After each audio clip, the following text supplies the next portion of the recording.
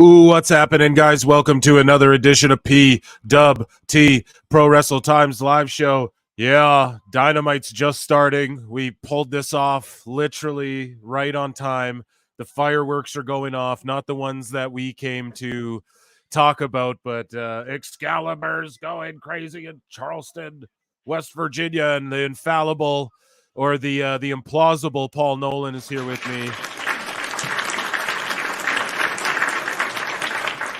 And yeah, so here, Paul Nolan, let me get you some. So how's everybody doing? If hold on, they're kicking things off with a match. It's a world title eliminator. They're kicking off with Dustin Rhodes versus Samoa Joe. And maybe Dustin Rhodes will finish the fable.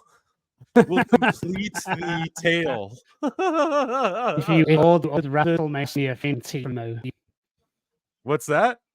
Said if you ordered WrestleMania from Temu, not even Wish. Yeah, dude. Legit.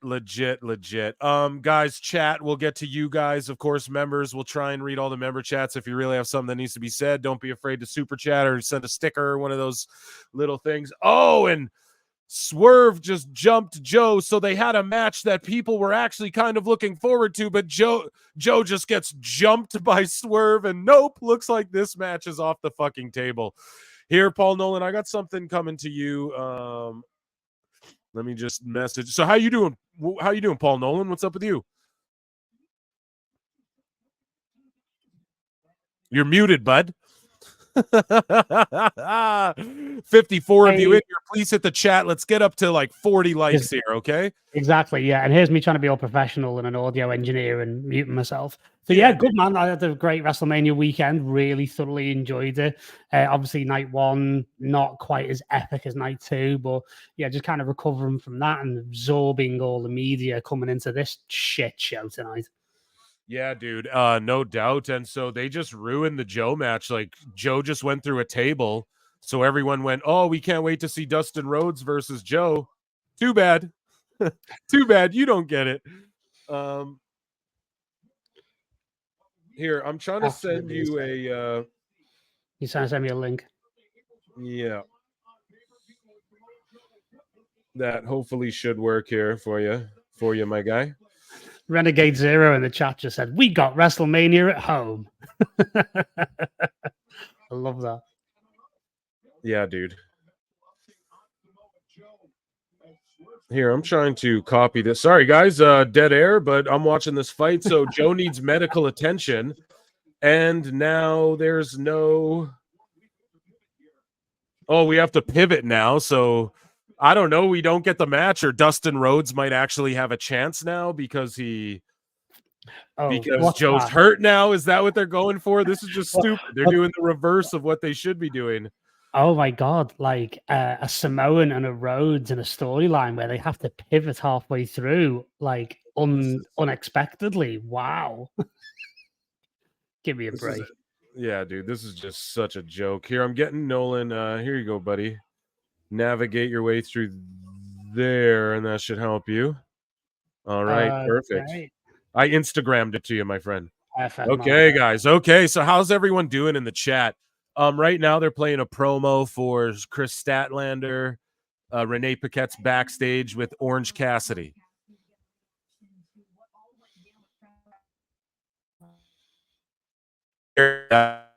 Oh goodness, hold on though. We have right off the bat, we have a $10 super chat. My goodness.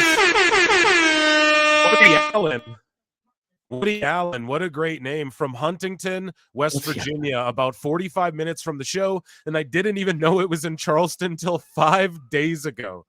I never saw or heard any marketing the entire week. Yeah, dude, that's how it was when they came around my neck of, like, when they tour Canada. A lot of people are like, what? They're fucking, they're in Calgary, they're in fucking Ontario. Like, people don't know. So they just skipped it. So now we're just going to Pentagon. Like, come the fuck on. But yeah, Woody Allen, man, thanks so much for you being here, and thanks so much for the $10 super chat. And yeah, it's a little ridiculous, like, that they're not even it's all just bad. Like, where's the radio play? Where's the advertising? Where's the fucking someone should be out there stapling fucking flyers up at this rate. I think the attendance is like 3,000 people or 4,000 people, I want to say. Wow. So it's an okay house for AEW, but yeah. They're still having to film the roof basically in order to, do the transitions and everything. Yeah, and Woody Allen, I guess you're here watching it with us instead of at the venue, so I appreciate that a whole lot. I appreciate you being here with us. Everybody, a round of applause for Woody Allen there. The filmmaker or no? I don't know. Are you the filmmaker, Woody Allen? Tell us in the chat. So 87 of you guys watching live right now. That's incredible. Hopefully that gets more and more. We're at 16 likes. There's 89 of you watching. Let's get up to like 70 likes. I know that's a lot to ask, but if there's 89 of you in here, there's 92 of you in here. We can get to 70 likes before Edge makes his ass down the ramp. So it's Edge versus Pentagon. This is a cool match, I guess, right? Is this for the TNT title? I'm assuming. Cool match. A dream match. It's so great. But it's just, I don't know. What do you guys think? No build, no meaninglessness. It's just completely meaningless. Nothing's going to come of it, really. I'm happy that Cope does the Cope Opens. I like the TNT belt when it's just like an open challenge belt. And I bet this match will be really good, but whoop-de-doo, what does it all mean, Bazo? This is the great It means nothing. It means nothing. But I've got to admit, like, as you know, I was a big fan of Edge, and that was one of the matches I was looking forward to last year when I went to WrestleMania, just to kind of see him once, because I'm a big Alter Bridge fan who, does the music and stuff as well. And I'm a fan of Penta as well. I've got to be honest. Like, I've liked a lot of his matches over the years, especially the that cage match that they did with the Lucha Brothers and the Bucks was actually one of my favorite tag matches of that year. Yeah. But I'm a fan of both of these guys. So hey, enjoy wrestling. Yeah. Shout out Cruz Madrid, new member. If you guys want to become a member below or gift a membership, we try and read all the member chat. It's impossible, but thanks, Cruz Madrid, for becoming a member. And Cruz Madrid, I think you're a patron too, dude. So shout you out. You're always showing love and supporting. I really appreciate that more than you know. Here, read some of these members' comments if we can. Hope everyone's having a good night. John J.D., it's always good to see you here in the chat and just always hanging out with us and tuning into all the live shows. So, guys, I got some bookmarks, obviously, that relate to this, probably during the commercial break we'll look at, and just other little things, little nuggets I want to drop. But for the meanwhile, I'll just give my my commentary to these matches and what's going on, etc. Kyle Mulkey, great work, Phil. I'll catch the replay, but I'm excited to see Tony fear for his life while on the phone with Dave Meltzer drinking his soda water in this video. It's great. Where is it? Great. Exactly. Yeah, thank you, Kyle Mulkey, for being here with us. John JD, wow, last minute of the Big Bang Theory is really rough for AEW. Yeah, a false finish already on Edge. My word. Paul Nolan in this bit. Yeah, that's right. John JD, hope Penta and Edge is good, but knowing AEW, what I've wanted to be usually turns out horrible. Yeah, dude, they're it's already just Edge kicking out of shit. I think he got hit with like a destroyer or something already. I can't quite tell. Same happened when they came to my city in February. I only know because of my buddy who's a big AEW fan who lives 2 states away, zero local marketing. Yeah, we've all experienced that. Absolutely. Alt Jake, no, I still didn't go. Yeah. I've turned into somewhat of a fan of Penta. I think the guy's super marketable. Yeah, it's work that in the right spot, generate money. Yeah, you can with luchas. Penta is one of the biggest flops ever in AEW at no fault of his own. When we criticize AEW, folks, you guys got to remember, like, we are not talking about the wrestlers for like 99% of the time. It's Tony Khan. It's the management or lack thereof, the Bucks, the bullshit they're doing by playing this fucking show the brawl in footage. Grow some balls, Bucks, and show the brawl in footage or the brawl out, whichever the one where you guys got beat up. Play that footage, and then let's fucking see. Then let's see you guys talk that schmarmy shit. No, but this will be funny regardless. Whatever happens, this will be funny and entertaining for me. Oh, Woody Allen becoming a member too. Thank you so much, Woody Allen. You deserve a round of applause. Thank you so much for your membership. I appreciate that very much. Membership for only $1 a month. What a steal. Yeah, exactly, dude. Get that shit before it goes up. You know what I mean? No, we'll probably just keep it $1. You know what I mean? And we're going to start doing members only shows where you guys can maybe like in and shit. You know what I mean? I don't know how we're going to set that up. But you guys will directly, like the members will be able to talk directly with me and tell me I'm right, tell me I'm wrong, tell me whatever. And, oh my goodness, John D. Lee. I just want to say for $5, my goodness, we might have to like play some music for this guy. What's going on here? Play some music for some of these guys. John D. Lee says, I just want to say thank you for what you guys do and fuck Dave Meltzer. All right, we're right there with you. We're right there with you. Yeah, he's been a real dummy lately. I got a good one here where he lied about this guy who Mike. Okay, so Dave Meltzer lied about Mike Johnson, and then fucking when he reported on the lie, and then Mike Johnson called him out. Dave Meltzer then goes, then contacts Mike Johnson or says on his show, "Oh, you should have contacted me instead of posting that out because this is just what I was told," and blah blah blah. And John's like, "No, fuck you. You should have contacted me, bitch." Like, it's hilarious. Dave Cheer has absolutely been bodying Dave for weeks on Twitter from PW Insider.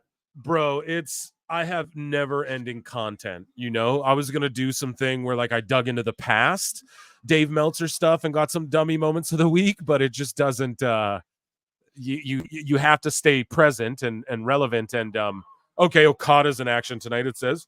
But it's like he comes up with so much stupid shit every day. It's just, you know, every day I feel like I got new Dave stuff to do. I just want to say absolutely. Thank you. Hey, thank you, John Dealey. You're the fucking man. How about that?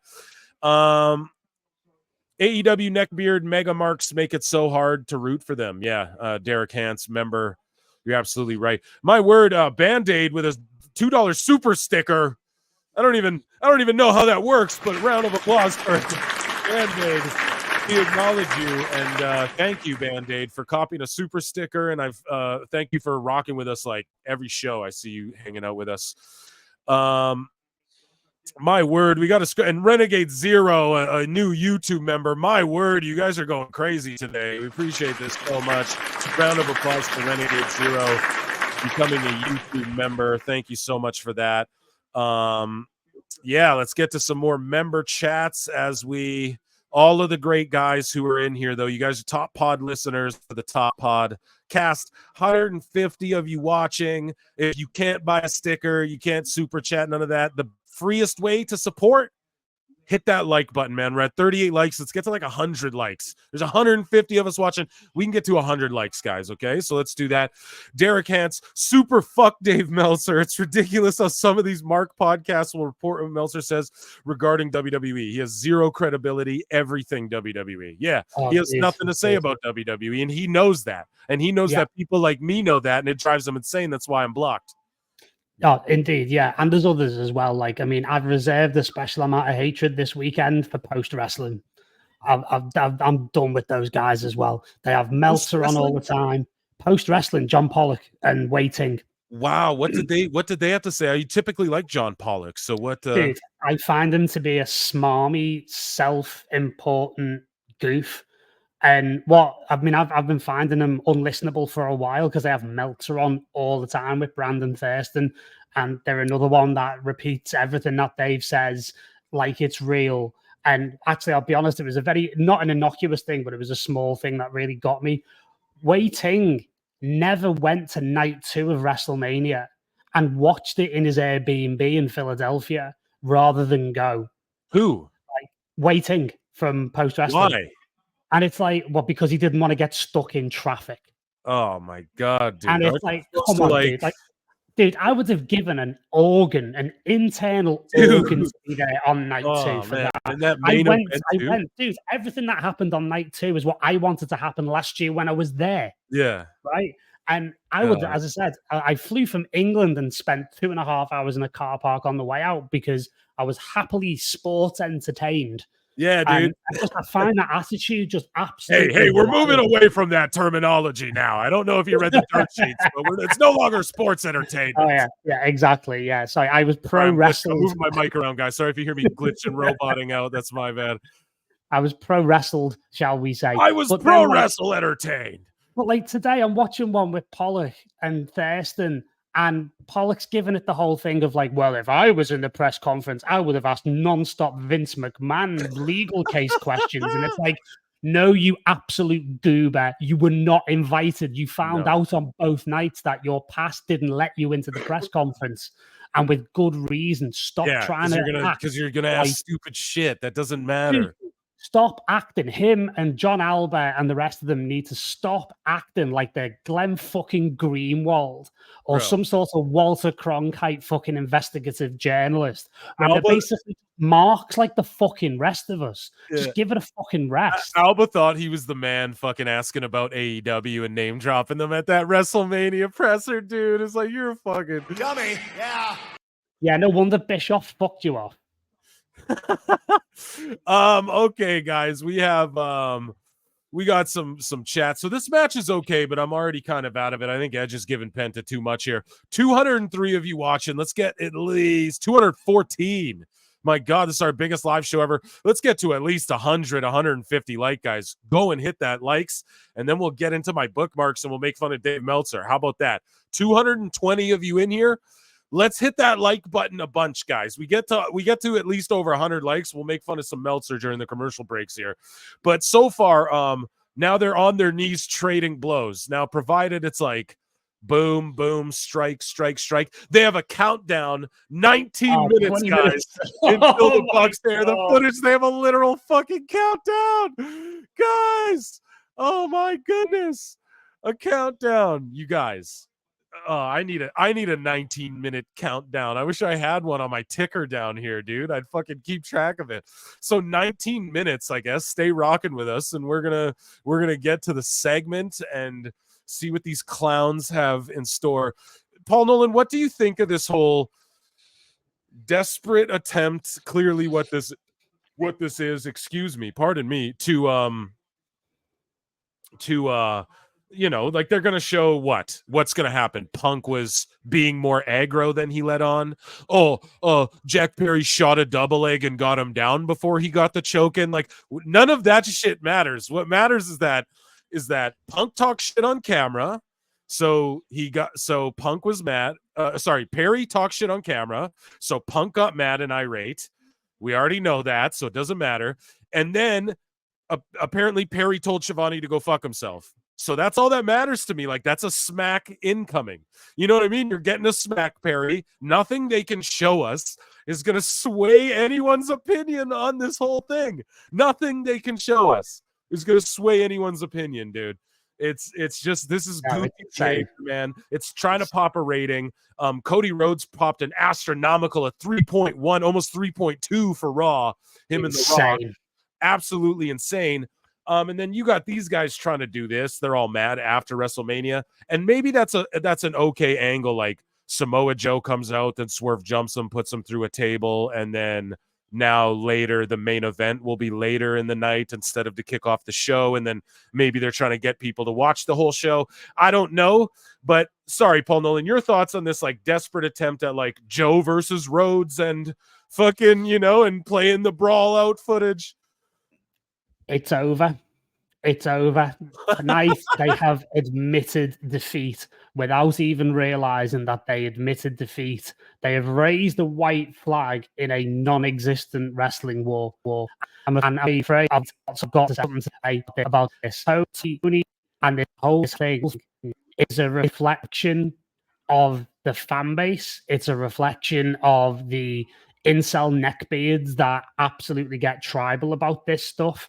And at the faintest whiff of a physical confrontation, all of a sudden they're scared for their life, and then they're the victim in the situation. And it just speaks volumes as to the whole thing.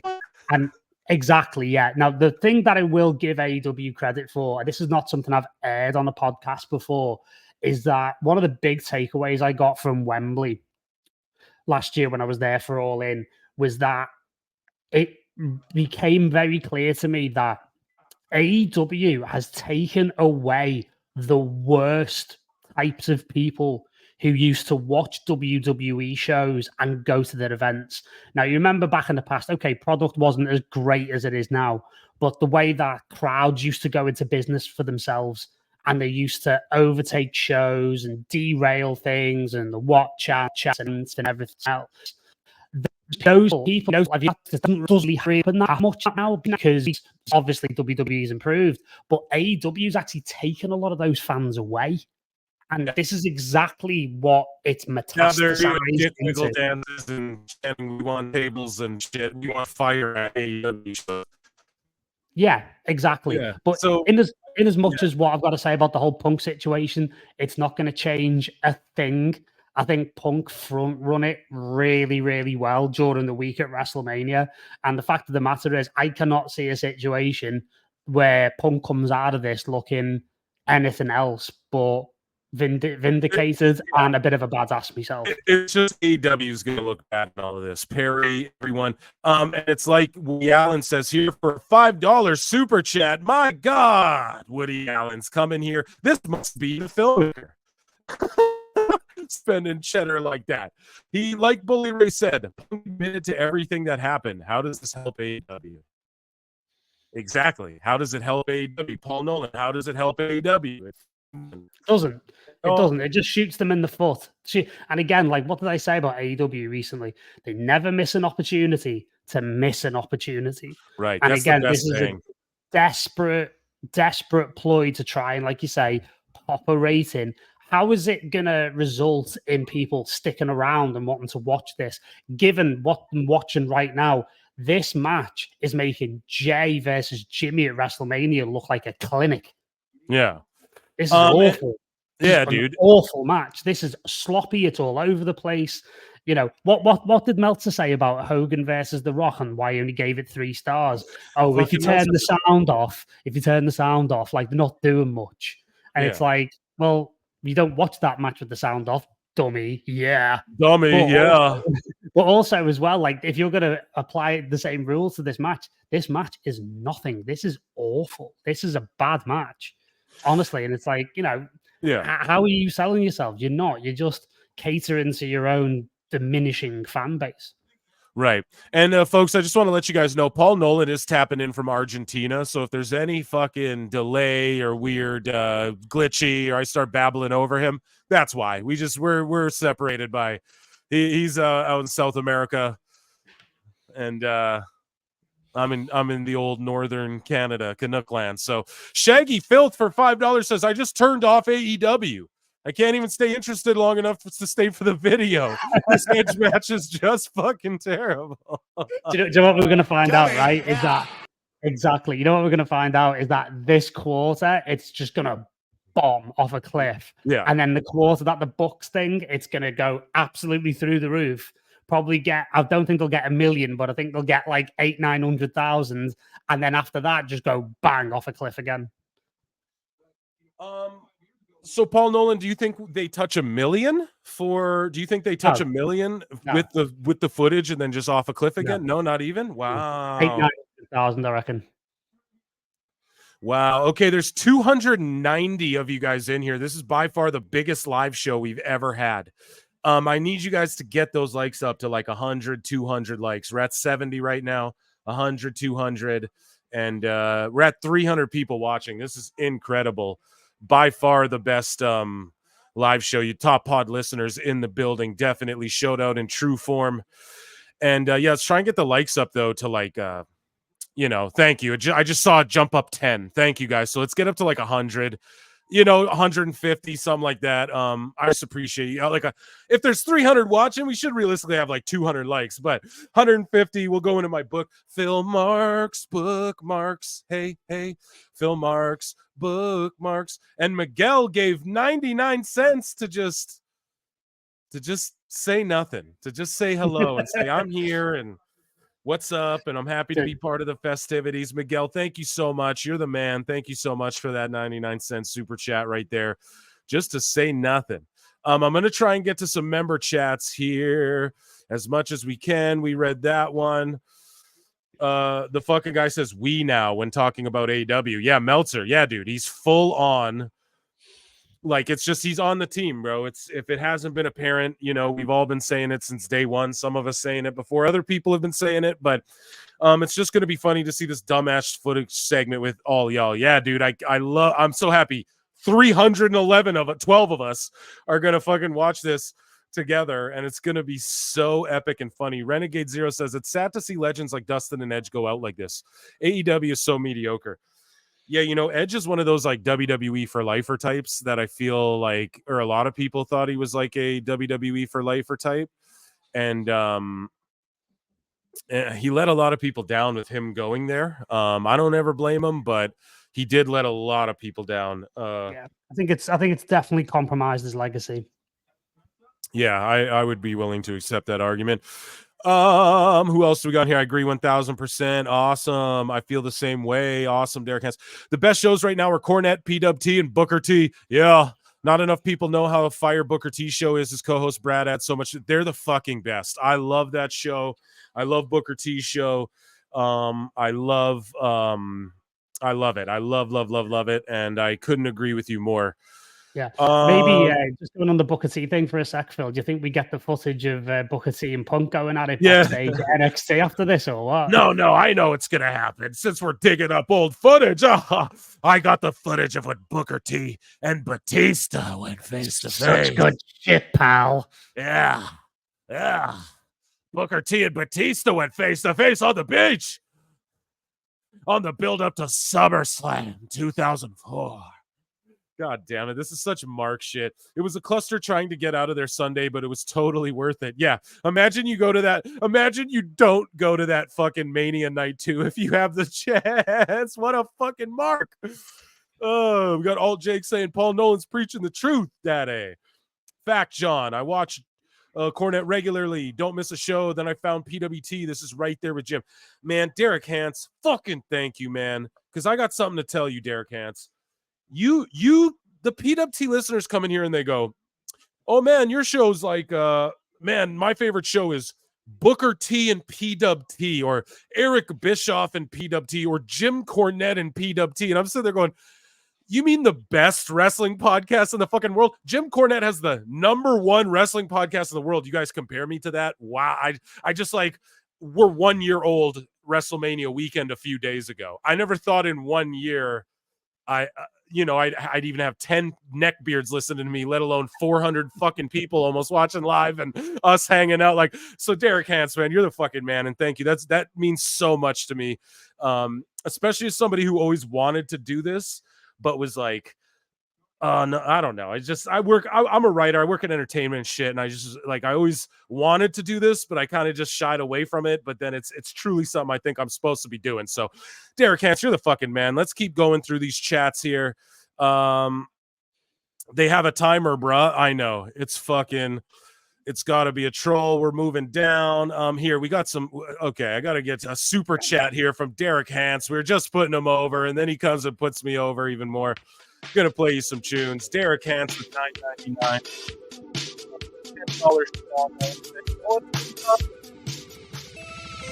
You know what, PWT? I got something to say. What does Derek Hans have to say? My good friend, my good member. I hope I'm pronouncing it correctly as well, Derek Hans. How hilarious was it when Brandon Thurston asked TK about cutting talent, and the Mark Goof answered by saying he paid a wrestler's year salary for a song? What? I don't even know. Yeah. So he did. So basically, he was like, "Well, what about all the talent cuts and budget cuts and everything else?"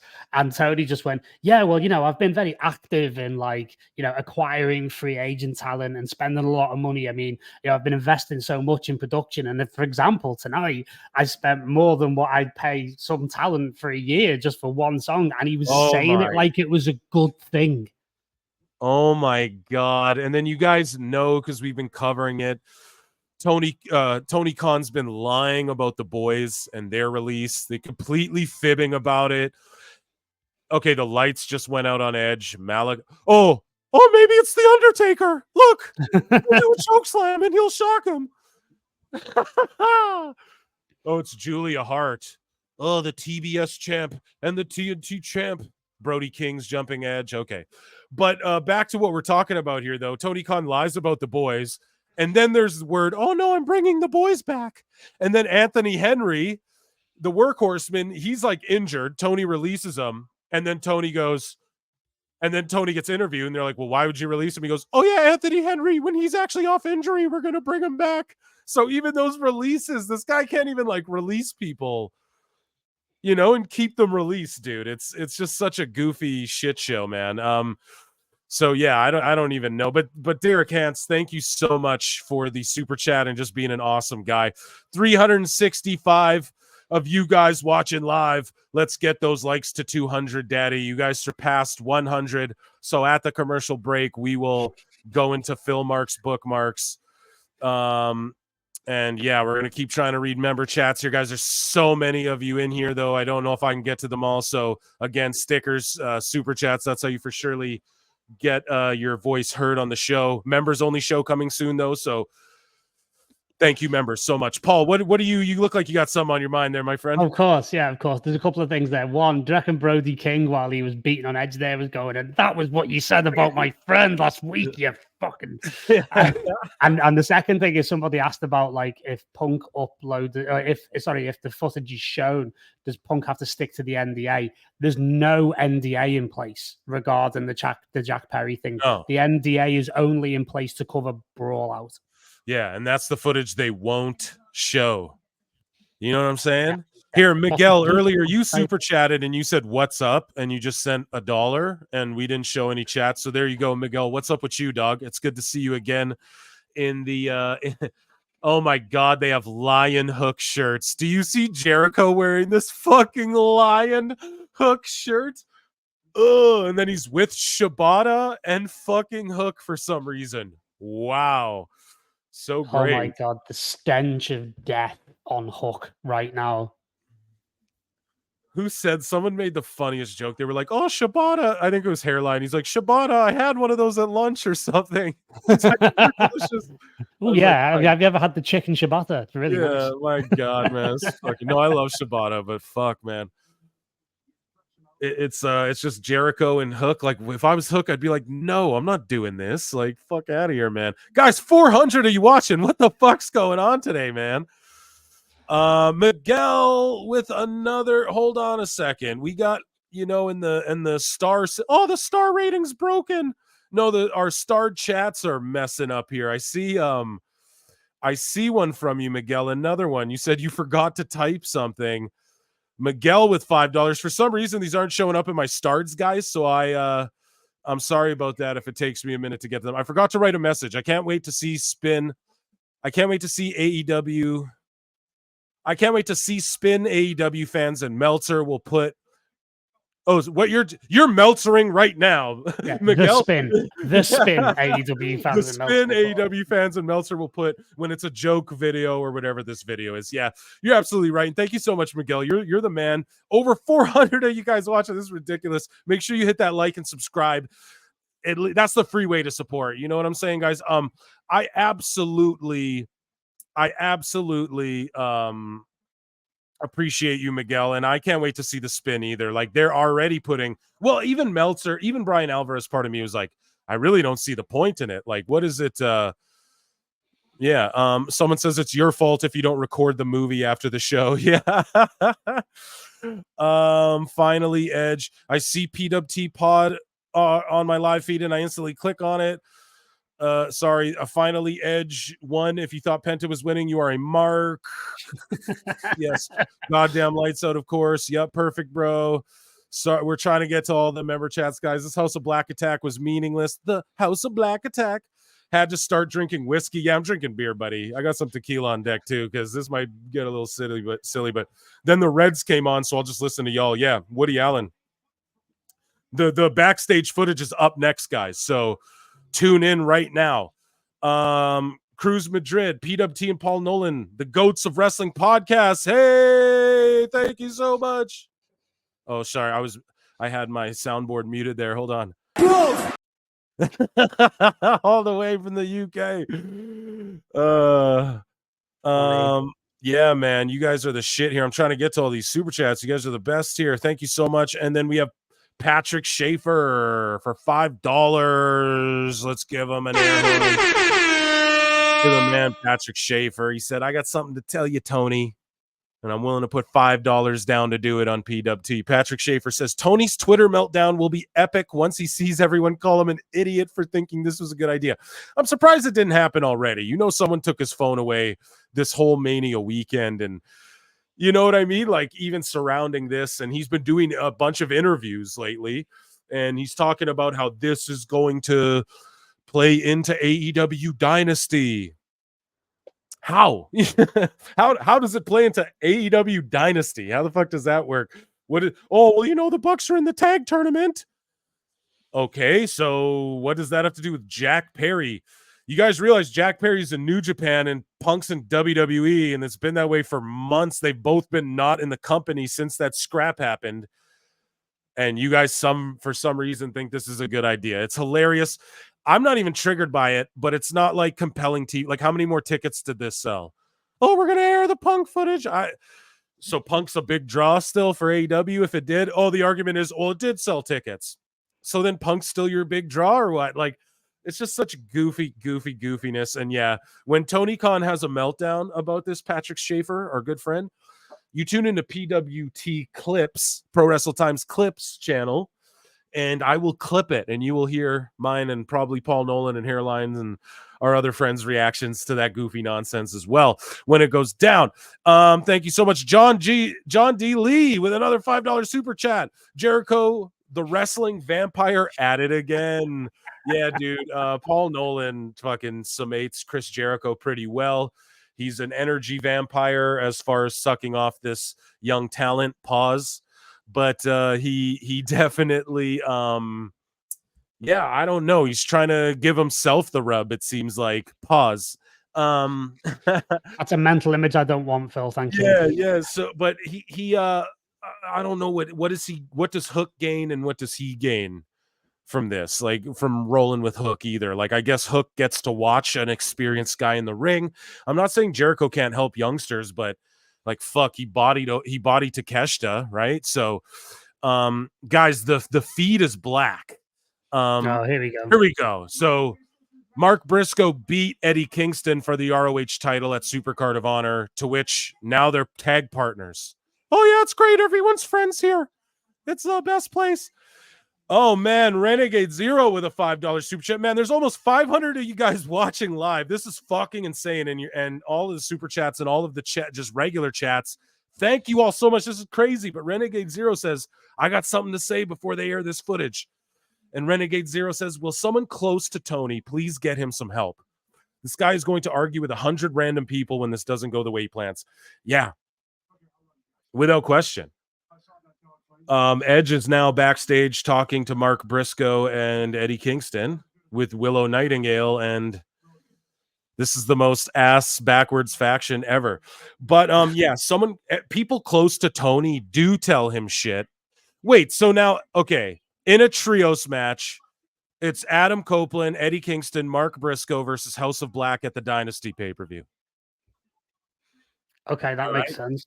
I don't know, crazy random mixture of stuff. But anyways, someone close to Tony, get him some help. But the people who try, just there's no one listening. Okay, this is a culture of people backstage in AEW who just think they know better than everyone else about everything. That's what it seems like. It's a bunch of young people who think they know better than the veterans. It's Tony Khan who thinks he knows better than the fucking people who came before him.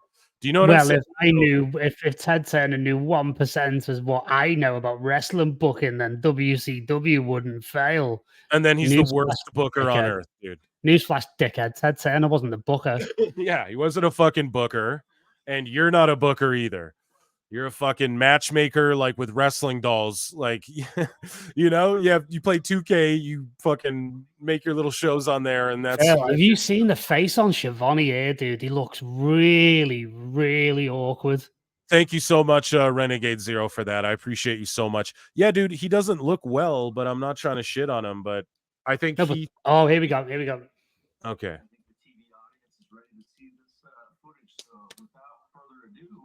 Let's roll. Hang on. Give the people a little bit of context. Okay. Mm-hmm. All right. AEW. We're listening. It's happening. Review coming up April 21st. AEW Dynasty. Bro, so they know everyone's watching to see this, and then they plug Dynasty. It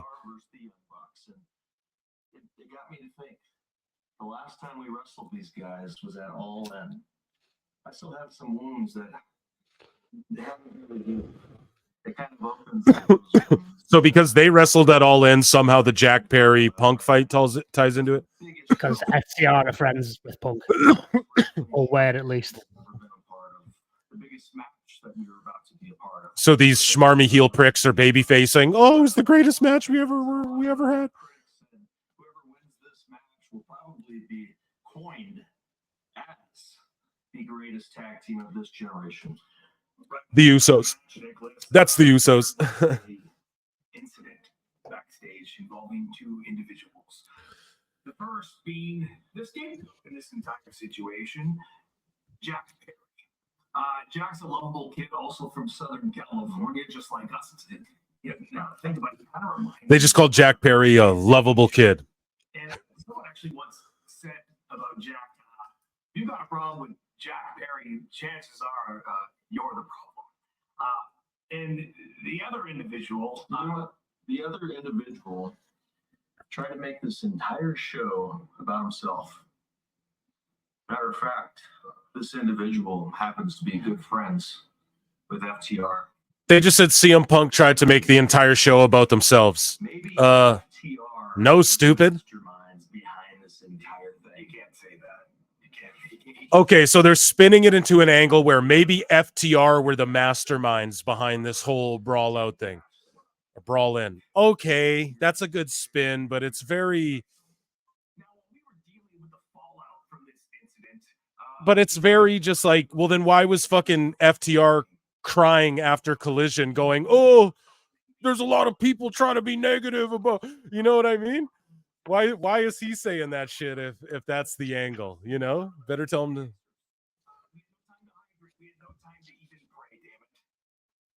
So I think if you look in the history books, yeah, you're going to see something. You're going to see... This is so... Over 500 of you guys in the chat. We're play-by-play in this. I'm also trying to listen. Please hit the like button, guys. Please. 500 of you, the chat. Let's get to 400 likes. I ain't even fucking joking. We better get to 400.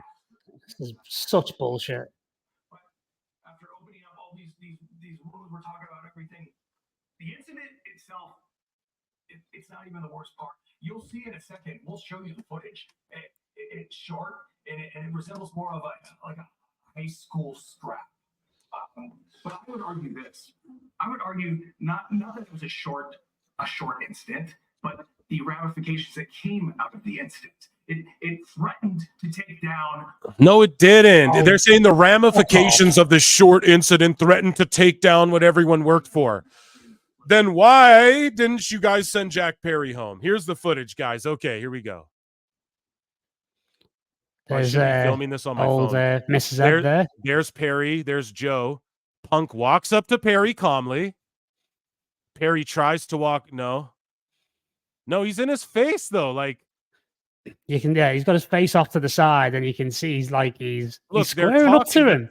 Listen, they're talking, but Perry's right there. Looks like he's mouthing off to Punk, dude. Look like he's talking shit to Punk. Punk's just stood there very calm. He's there very calm, looking around. He points over. He's looking at the producers. There's monitors right next to them. They're having a real argument, but Perry's Punk's went off on him there. Look. Yeah. It's literally exactly like what I thought. Punk said. That's exactly what Punk said. Oh, no. What did Meltzer say? Oh, yeah. What did Meltzer say? Oh, yeah. And look at Jack here. Punches and he missed all of his punches. No, he didn't. He threw one punch. Okay, guys, listen. I'm about to break this down. So what does Perry think he's going to go at Punk? Jesus Christ. That was literally the biggest fucking... You know? Wah, wah, wah, wah, wah, wah, wah, wah, wah. It was exactly what everyone thought it was, you guys. My God. How come we're right? How come PWT's right about all these things? How come I knew it? Guys, so this is exactly what happens.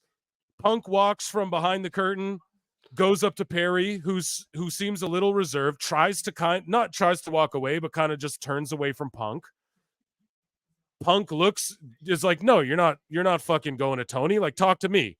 Punk starts talking to him right in his face. They're talking, clearly exchanging words. It seems really calm, but you see Perry with a look on his face like, what? What do you want? Like, what am I saying? What do you want me to do? Look how disappointed Shivani is. Shivani looks like he's embarrassed to actually be there. Shivani's going to quit, bro. I think he looks like he's going to quit. And Taz looks like he's holding on for Grimmer. Look at Shivani's fucking face, man. Oh, yeah, FTR are coming out now. But, Phil, I've got to say, if you actually rewatch that footage again... and oh, my God, and we just got a DM... No, stop, Paul Nolan. We just got a DM from the boys, Brandon and Brent. The boys just DM'd PWT. And we'll read that right on the show. You guys came to the best show. Yes, the boys just DM'd PWT live on the show. Ooh, I can't wait. I can't wait for this. Oh my goodness. So, guys, make sure you hit that like button. Make sure you hit subscribe. Make sure if you want to get something read, members, you know I love the members. I'm gonna try and read all of your shit, but you got to get super chats in. There's 600 of you watching. We need at least 400 likes. My word, guys. So let me just... Now FTR is cutting a promo. And then they're getting the babyface heat by literally the crowd's agreeing with them. FTR is going, instead of talking about our show, we're talking about this show. Like this bullshit from back then, and the crowd's agreeing with them. So there you go. That's how stupidly booked this was. They just made AEW look like assholes. This is what happened. I'm going to break it down. I'm going to break shit down for you guys. Punk comes from wherever he comes from, the hall. The monitors are right there. Jack Perry's standing right next to Nolan. I'm coming in clear to you. Hey, my brother. You are, mate. You are to me. Yeah. Excellent. So Punk walks right up to Jack Perry. Jack Perry's standing right next to the monitors where Tony Khan clearly is, right? So what happens is Punk and Jack Perry are clearly talking. Perry kind of turns off, like, whatever. But then Perry clearly has this look on his face, like, what do you mean? Like, you could see it. Yeah. Like, what do you mean? Like, kind of bobbing his head and doing his hair back. And they're calm for like most of the video. In fact, they're calm talking for longer than they're not. It looked like at one point, because Samoa Joe's walking back and forth, warming up. So this is right before Punk's about to go out. And Joe actually looked like when Punk and Perry were in the middle of talking, I looked over at Joe and it looked like he laughed for a second. Like he kind of laughed at something that was being said.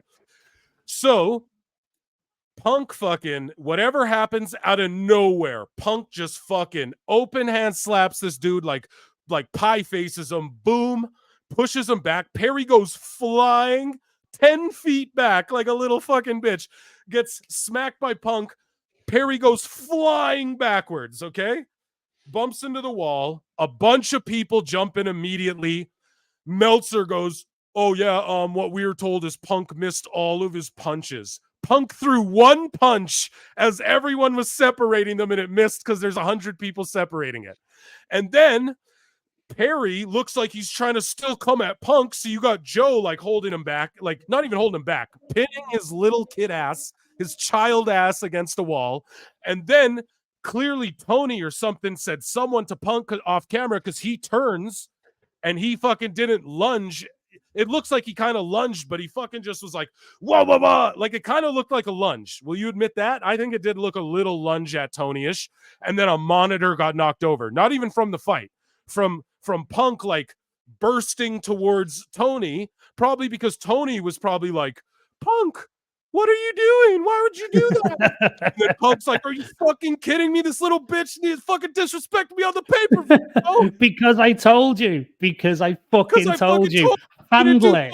I was gonna do something about this. I fucking told you. Handle it. And if you don't handle it, I'm gonna handle it, and you're not gonna like the way I handle it. And he handled it. Simple. Oh my God. I want to keep. And now FTR is saying stuff. I'm going to have to rewind and rewatch this later so I get to it. Guys, I got to read some super chats, man. Super chatter, Shaggy Phil 73, $1. I don't know if you forgot to write something, but thank you so much, Shaggy Phil. You're the absolute man. Thank you for that. We got more super chats here. The HPN. I love Punk more now. ABD, and I wasn't even a Punk fan. Boom! And that's what, and then so it's what happened too. Perry like shot a single leg kind of, and Punk just grabbed around his neck, and then everyone broke them up. It's exactly what I said. What did I tell you guys at the start of the show? I said, what's the worst that happens? Jack Perry shoots in for a double leg and Punk fucking chokes him as he's going to the ground. Like, I called it to a fucking T. I called what happened. It's fucking, you can't make it's amazing. It's amazing. You know what I've got in my head now is that meme that needs to be, you know, Punk holding onto Drew's leg last night and the big, stupid, shit-eating grin on his face. Like, honest to God, no wonder he's been in such a good mood last weekend. He's going to be absolutely on cloud 9 after this bullshit. Oh my God, this is insane, man. This is you guys, if you're just tuning in, the Tate twins, who were just released by AEW, just DM'd me during this whole thing. And we're gonna read that DM. We're gonna read those DMs, man. We're gonna read them on the show, guys. So make sure you're tuned in. Make sure you're hitting the like. I saw it. We were at 700 people watching. The super chats are flying in. We're at 200 likes. Please and thank you. Get those likes up like 300-400 at least if we can, guys. Please, please, please. If we get to like above 400 likes, I'll read the Tate twins' DMs right here on the fucking air. I won't even proofread them first. I won't even proofread them. We'll just see what they said to me, okay? We'll just shoot them. And this is unsolicited. They DM'd PWT, okay? So amazing. Thank you so much, the HPN. This is my first time seeing you in here. I appreciate you so much. 700 of you guys watching. Please hit that like. That's all, and subscribe for more content like this. We got DC. Just found you guys and enjoying the stream. Yo, I just found you, DC, and I'm enjoying you, and I hope you enjoyed our coverage of that. We're going to hang out for a while, though. We're sticking around for a while. The tape was exactly what we thought. I should have pulled my phone out and recorded that, actually, but I'm sure we'll find it on Twitter. I'll play that for you guys in Phil Marks's bookmarks. As well. I will play that for you guys. It'll be up on Twitter within 30 seconds, won't it? Exactly. Someone screen grabbed it for sure. So we'll play that, and then we'll read what the Tate twins, recently released by AEW, have to say to me. Now, I made a video on it that got, I think, 3, maybe 4,000 hits at Pro Wrestle Clips on YouTube, at Pro Wrestle Times for the long form podcast, at Pro Wrestle Clips. We have a video going semi-viral. I mean, 3-4K, it's pretty damn good, but the Tate twins saw it. And that's all I know, is that their message has to do with the video I made about them. Okay. And they DM me. So recently released. And just, yeah, thanks so much. I read that one. Thank you so much, DC. Edgar Chipperson, the young bucks fucking stink. Edgar Chipper, not Chipperson. Too bad it's not Chipperson. Yeah, the Young Bucks fucking stink. That they're little. I like how they kind of tried to spin it, like, oh, FTR. Maybe they put Punk up to it. That's a good little spin. I'll actually put that over. But Paul Nolan's face. No. I mean, it's shitty because FTR went out there and basically buried Punk in that promo after Collision. So it's kind of like, you know what I mean? It makes no sense. It makes zero sense because, like, what are you trying to do? Set up a match with somebody who currently is probably the number 2 or 3 star in the entire opposition company now, even while he's injured. Right. Like, it makes zero sense. All they've done is put Punk over even more and proven what we've all been saying for so long. CM Punk does not have to pay his mortgage because he still lives rent-free in everybody in AEW's head. And Nolan, what do you think? What kind of rating do you think that popped? That's less than $1 million. Less than $1 million. I think it'll get 800, 900. It'll get probably over 900,000, but it won't tip $1 million. And I guarantee this will just shoot straight back down now to about 750, 650, something like that. Dude, how embarrassed did Tony Schiavone look? He didn't say one word before they aired it, and then they didn't say one word after. Because Tony's involved in that. He knows that Jack Perry cussed him out, and he knows that Punk was standing up for him in a way, and he also knows that this is fucking humiliating. The most professional guy, and I don't give a fuck what anyone says. I like Taz, but he's clearly does this job for a check, as does everyone. But Taz is there faking it the whole time. We all know that, right? Like, we all have to agree. Taz is there just like, oh yeah, like go listen to like his TNA commentary compared to his AEW commentary. He's just not invested even. And so you have Schiavone, the most veteran professional guy at that announce desk, and he looks just disgusted, disappointed, distraught, and he's sitting there. He almost looks sick to his stomach. And fucking Excalibur, oh, this is great. We're gonna go right now backstage to the Bucks and see the all-in footage. Oh, fucking just ridiculous. I gotta get to some super chats here. Do you think the Bucks? Okay, $10 super chat from Jimmy Fingers. My God, Jimmy Fingers, we got to play you some money. You're paying me the money. I'm going to play you some music. That's play me some music and play me some money. Now, guys, I'm a beer and a half deep, and I'm fucking excited. That shit got me amped up. Now Will Ospreay's out there. We're going to play you some music here and answer some super chats. Jimmy Fingers 19 says, I had a question. And I want to ask PWT. I want to ask Paul Nolan. I want to ask Phil Marks. We'll play you some music, guys. Drink them if you got them. Smoke them if you got them. Do it if you got them. So Jimmy Fingers asks, do you think the Bucks were behind Punk not getting transportation to Wembley?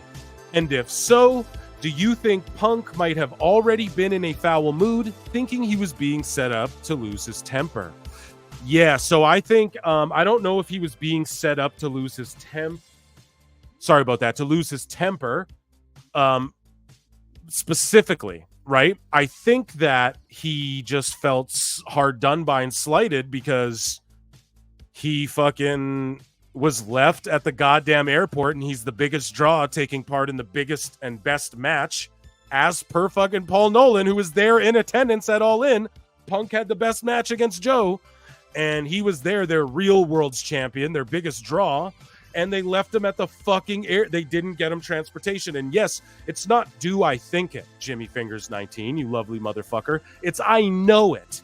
Because go on X and look up the travel guy for AEW, who Brandon and Brent Tate had problems with too, which is why they were fired and accused of no-showing, was because of this fuckhead travel guy. And the Tate twins DM'd PWT. We're about to get into it, folks. I can't wait. So make sure you stay locked in right here, all 750 of you. But no, I know for a fact they left him there because they were avoiding him. They avoided that meeting. And the travel guy, in his Twitter bio, it says hashtag stand-in young buck. And it's him in the Bucks posing, and he's dressed like a buck. He's a Bucks fan. He's a buckaroo. And so he was in a foul mood. They were trying to sabotage his performance, perhaps. Maybe had him show up late to the building, but they didn't think it would like make him lose his temper and choke people out. That was the best case scenario for the schmuckaroos, as we call them. Paul Nolan, your thoughts? So yeah, you're absolutely right in everything you've said. He addressed it, Punk, in the Helwani interview, where he said like, it's a bit unprofessional to have your biggest star be left at the airport. But he said, look, I get like the blue line back home when I'm in Chicago. Like, it's no problem me getting public transport. And he was on the tube and figured it out. Yes, apparently he needed to ask for some help off people, and he got there. One thing, I'm just going to go off the script for a second here. Apparently this Will Ospreay promo is him responding to Triple H's comments about him not wanting the grind. Okay, well, I'll have back FTR and the Will Ospreay stuff. I could maybe do it later in this show. Him responding to, oh, I don't want the grind. No, there's no excuse you can make. You don't want the grind. You signed for fucking 8 years. You wrestle part-time. You're getting flown to UK. You're not in Utah. You're not in the trenches. I'm so sorry, but there's nothing you can say. I'm just posting the link, guys, to the live stream because I want more people to join us. There's been like 800. Guys. Sorry, I'm just putting a tweet out, guys, at Pro Wrestle Times on Twitter. If you don't follow, we're going to get into Phil Mark's bookmarks, and we're going to get into the Tate twins DM me about the video I made about them yesterday or today. So craziness. I got to get to all these super chats, though, you guys. So I told you guys, there's a reason. Amazing. I'm telling you right now, there's a reason there's a reason these dirt sheets don't like me. I have no traditional sources. You know, a guy, someone's been on the show who's like related to AEW's world champion. I'll just put it right there. You know, I have no traditional source. Like, I'm not a dirt sheet guy, but I know people in the entertainment industry. You know what I mean? I know professional wrestlers. I'm a writer. I know writers. There's writers in wrestling. You know, we'll just put it that way. So I have no traditional any means, but these guys know that I say shit that's too spot on. So Dave just blocked me immediately. Because I said I know he knows he doesn't. I know that Dave knows he's being told bullshit, and he knows that I know that, you know, and that's why he blocks me. And that's what's hilarious. That's why SRS melts down on me. Oh, you're obsessed. No, it's because I just laugh at this shit. The Punk shit, I was right about the whole fucking time. He wasn't. And then now, oh, Punk confirmed my story. You mean his made up fucking story? You mean like Paul Nolan, you're a fucking musician. So Living Color re-recorded their song and all of that shit, and then licensed it to WWE, and then they did all that in the fucking 5 days or 10 days. Like, you know what I mean? And they made the graphics and got all the merch and printed all the merch. Yeah, that was just that just came together, you know, like it's just, you guys, it's so silly. And so the Tate twins DM me. I'll read what they had to say, but I got to read these super chats because there's so many of them. Just overall, this is hilarious and sad as hell. AEW is drowning in its self-made drama. The guys who want to actually get over must feel deflated right now. Dude, they do. They do. Look at Shivani's face. Look at Shivani's fucking face. Andre Adams, Marvin gonna have a field day with this one. Yeah, Marvin is he might pop in. I would love if he did. I wanted him to be here. He's actually busy doing this and that, obviously. Whatever's going on in Monsterville. You know, he's out there with some monsters hanging out, doing monster shit. And either he'll pop in tonight or he'll just be on the next podcast recorded episode. And yeah, we'll laugh at it. So we'll do an AEW trash cast and just do the aftermath of this, maybe get Hairline in there. And it's funny because Marv's like, he's like, oh, I really, here, I got to do Marv's voice. He's like, God, I really don't want every podcast I do to be, to just be a trash cast, but I mean, God, they make it so difficult. You know, it's like, yeah, dude, I know. 800 people watching. Let's get the likes up to at least 400, guys. Come on. We gotta at least get 400, 500 likes on this bitch. Okay. Thank you so much, Andre Adams, for tuning in. And when make sure you tune into this channel and Marv's. Usually I'm on Toonie Talk Wrestling, but I was sick. I was a little busy this last week, so I'll pop into there next Tuesday. I'm sure they'll be talking about it there. But yeah, I'll probably try and get Marv back on the show ASAP because I want his thoughts on all of this like immediately. You know what I mean? Jimmy Fingers, my word, with another $10 snooper chat. Oh my goodness, guys, you're making me earn it tonight. I'm getting a workout here, just reacting and talking about all this stuff. So instead of the elite being men and doing business, they chose being babies instead. Because why? Because Punk made more money. It could have rivaled the Bloodline. AEW has been circling the drain since. Fucking dude. Yeah, you nailed it, Jimmy Fingers 19. They like if they had to just, they could have aired the footage from Brawl in. Or the first one where the Bucks got beat up by Punk. They could have aired that footage, or they didn't even have to air it. They could have just did a feud off of that and made a shit ton of money. Like you said, maybe rivaled the Bloodline. It would have been so hot in that boom period of wrestling that WWE is going through. AEW would have felt so much of that too if they had to just went with the story then that everybody wanted to see, but they chicken shit it out, and then All In went down, and then we just saw the footage to that, and it's exactly what we thought, and it just made Perry look like a bitch because he got hit, and he fucking like shoots in, or like what happened? Like he gets hit, he goes flying like 10 feet backwards, and then he shoots in, and it's like, oh my God, I can't wait to go on X, guys. We're gonna go on X in a minute once we get through these super chats. Jimmy Fingers, thank you so much. You're the fucking MVP right now, okay? I appreciate you a lot. And yeah, they've been circling the drain. And exactly, why are the Bucks mad? Why are they mad? Because it's not how they want it. He wanted to change and make the show about him. No, dude, they gave a whole show for him because you guys were crying so much, and it still wasn't good enough for you guys. You had to try and break glass on his show and shit. So and all the biggest houses and all the biggest gates and all the biggest ratings in AEW history are down to one man only. One Bill Phil, not good enough. It wasn't one Bill Bucks. It wasn't the Bucks with their fake money confetti shooting in the air in their little entrance. It was fucking Phil, and they didn't like that. It's okay. This Phil right here, Phil Marks, rubs people the wrong way too. So I get it, CM Punk. We're right there with you, Punker. The HPN for $5 says showing one of your pillars being destroyed by a 45-year-old. Oh my God, that's so true. Yeah, you just popped us. What do you want us to say, HPN? Thank you for the super chat. So good. Yeah, it certainly is a choice, to say the least. TSMA PG Tar 56. I don't know what to call you, brother. I'll call you TS. Even if this bumped their rating, don't we think this is just going to compound their declining ratings long term? Maybe at a higher rate than ever. Paul Nolan, what do you think about that? Absolutely. I think not only will it actually piss a lot of people off that is already watching the product, that still might have been a bit CM Punk adjacent. I actually don't think it recruits anyone to their cause either. It's, watching this kind of like inside baseball, IWC drama is not going to recruit new fans. And again, I think it actually really does risk driving people away. Yeah, and guys, if you're just tuning in, 862 of you, what the fuck? My mind is blown. By far our biggest live stream. The Tate twins DM'd me, who were recently released by AEW. I made a video about them. It blew up pretty well today. If you guys want to check that out quick, it's at Pro Wrestle Clips. And they DM'd me. Both of them. So I'll show individually. So from each of their accounts. So we'll read those. I'm going to read it to you guys. Get us up to like 400 likes and I'll shut the fuck up and read it to you. Yeah. So I called it. Joe and Rhodes are going to fight tonight for that belt at the main event.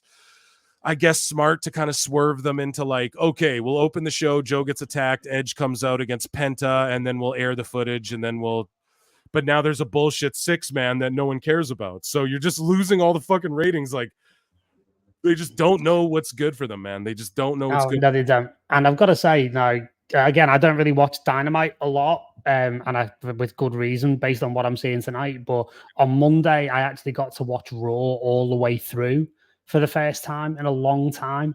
And I've got to say, man, I am so impressed with how that show flew.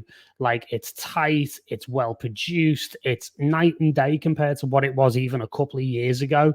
And the 3 hours absolutely flew by. And honestly, I've got this picture-in-picture here now while I'm on the stream. But I've got to say, like, even picture-in-picture with low volume, it's like pulling teeth watching this thing. Yeah, this is bad. Like, why the fuck would you put this random Shibata, Jericho, Hook, and then they're fighting Anthony Ogogo, Shane Taylor, and Lee Moriarty? Like, have they even been on AEW TV yet? Anyways, thank you, TSM. I'm getting all the super chats, guys. Cadmus. Tony Schiavone just lived his second that'll put butts in the seats moment in real time. Yeah, man. Show of hands, one's in the chat if you fucking turn this shit off after the fucking altercation went down. Yeah, dude, absolutely ridiculous. Yeah, you're right. I mean, Paul Nolan, your thoughts on that? And is that £5? That's pounds right there, right? English pounds, bro. Oh shit. Yeah, maybe we can donate it to Will Ospreay so he can get an upgrade on his stupid, shitty tracksuits that he wears on television every week. You know what? But yeah, it's phenomenal. It's phenomenal. Like that whole Shivani thing is just mental. Really, I don't is. hear Shivani talking much at all, even through the rest of the. I haven't heard him say a word. I wouldn't be surprised if there's going to be. I think he might leave. I actually think this might trigger one or two people to move on. I've got to say, I do think it's that serious. Apparently, there's a lot of people backstage who are really, really quite upset that this is going. That has gone out tonight. Guys, we're at 347 likes. Let's get to 400. You guys want to see the Tate twin? You guys want to hear what the Tate twins had to say to me? I would love to, and I unfortunately have to leave the stream now, but thank you for having me on again, Phil. This was wild. This was so much Paul fun. Nolan, bro, you're always welcome here. Round of applause, everyone, for Paul Nolan. He's the fucking man. He's going to get out of here. He's got some like Argentinian steak to eat or something delicious to do, something awesome to do out there in Argentina. I'm going to stick around for a while. We're watching this whole Dynamite. We're going to hang out for a bit after. We're going to get into Phil Marks' bookmarks. But Paul Nolan, thank you so much, bro, for being here. Appreciate you. We'll see you again. Man, Paul Nolan's the man. Let me get to these super chats, man. We got so many of them. We got Jimmy Fingers 19 in here again. 900 of you guys watching. Get those likes up. The Tate twins DM me. We got some more bookmarks. I'm going to play the Punk fight right here on the show as well. I'm going to find it somewhere on X. If someone has it on X, at Pro Wrestle Times, tag me in it so we can play it on the show here. Unrelated, but does it piss you guys off that Daniel Garcia gets booked like Goldberg and Lance Archer gets booked like James Ellsworth? TK pushes way too many guys that are his size. Yeah, man. Daniel Garcia, I can't stand the dick wiggling thing. I can't stand he just dropped some t-shirt and there's these girls doing his dance on the t-shirt, and I was like, that's weird because no girls be doing that shit. It's all fucking white dudes with no rhythm. Shout out my white brothers. But I'm just I'm mixed, so show you guys out. But James Ellsworth though, yeah, and Lance Archer, like Lance Archer's just a fucking joke, man. Like, and not him, he's the shit, but just the way they book him, it's like, what are you guys doing? You have a monster right there. The fact like he's never been like the monster challenger to threaten the world title, and exactly Garcia and Orange Cassidy goes on a run where they beat 200 fucking people, and then they like it's the goofiest ass backwards shit of all time. And that's what it is related. Jimmy Fingers, pardon me, I'll never botch your name again, because it is the same thing, because it's like, or it is on topic, because they played that stupid footage. What the fuck did that do for anybody? Thank you so much for the super chat. IDR 20,000. I don't know what the fuck that is. Someone in chat tell me what this is, but someone said bloods were everywhere. Blood was everywhere. Bloods were everywhere. Oh shit. Oh shit. Where, dude? Am I wearing blue? Get me the fuck out of here. No, blood was everywhere. Yeah, where? There was no blood everywhere. Fucking Jack Perry's nose from getting fucking smacked. You know what I mean? Like, there was no blood everywhere. It's a fucking farce, dude. This is ridiculous. This is absolutely ridiculous. And right now we got Shibata. He's going at Moriarty, and Hook and Jericho are arguing on the outside. Huh? What's going on? What's going on? And then now Shane Taylor Promotions just knocked out Shibata in front of the ref, to where that would be a DQ, but Aubrey Edwards is such a bad referee. She didn't let the fucking Agogo distract her long enough, and Lee Moriarty just pinned Shibata. Jesus Christ. Thank you so much for the super chat, Sandman98. And there was no blood anywhere, except for Shivani's blood rushing out of his fucking face as he knows the embarrassment, or into his face rather, as he realizes the embarrassment he's about to endure. Miguel for $5. Thank you so much. Miguel says, damn, I wish there was audio. People would say Punk attacked first, but we have no idea what Jack was saying to Punk that set him off. Well, we did a pretty good job here, Miguel, of painting the picture, I'd like to say, myself and Paul Nolan. I think we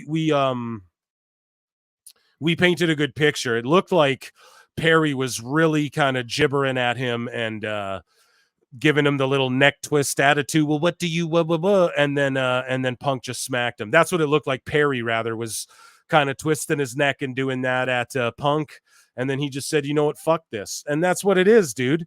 Sometimes it's just like, fuck this. You know what I mean? Like, I'm not saying assault people, but sometimes it's just like, you know, shit's gonna happen. So, yeah, I wish there was audio too, but it wouldn't have. If there is, they didn't play it for a reason, because it does nobody no good to play it. It only does makes Perry look like a goof. You know, they're trying to protect their asses. Thank you, Miguel, for the super chat. Kareem Harper for $10. My word.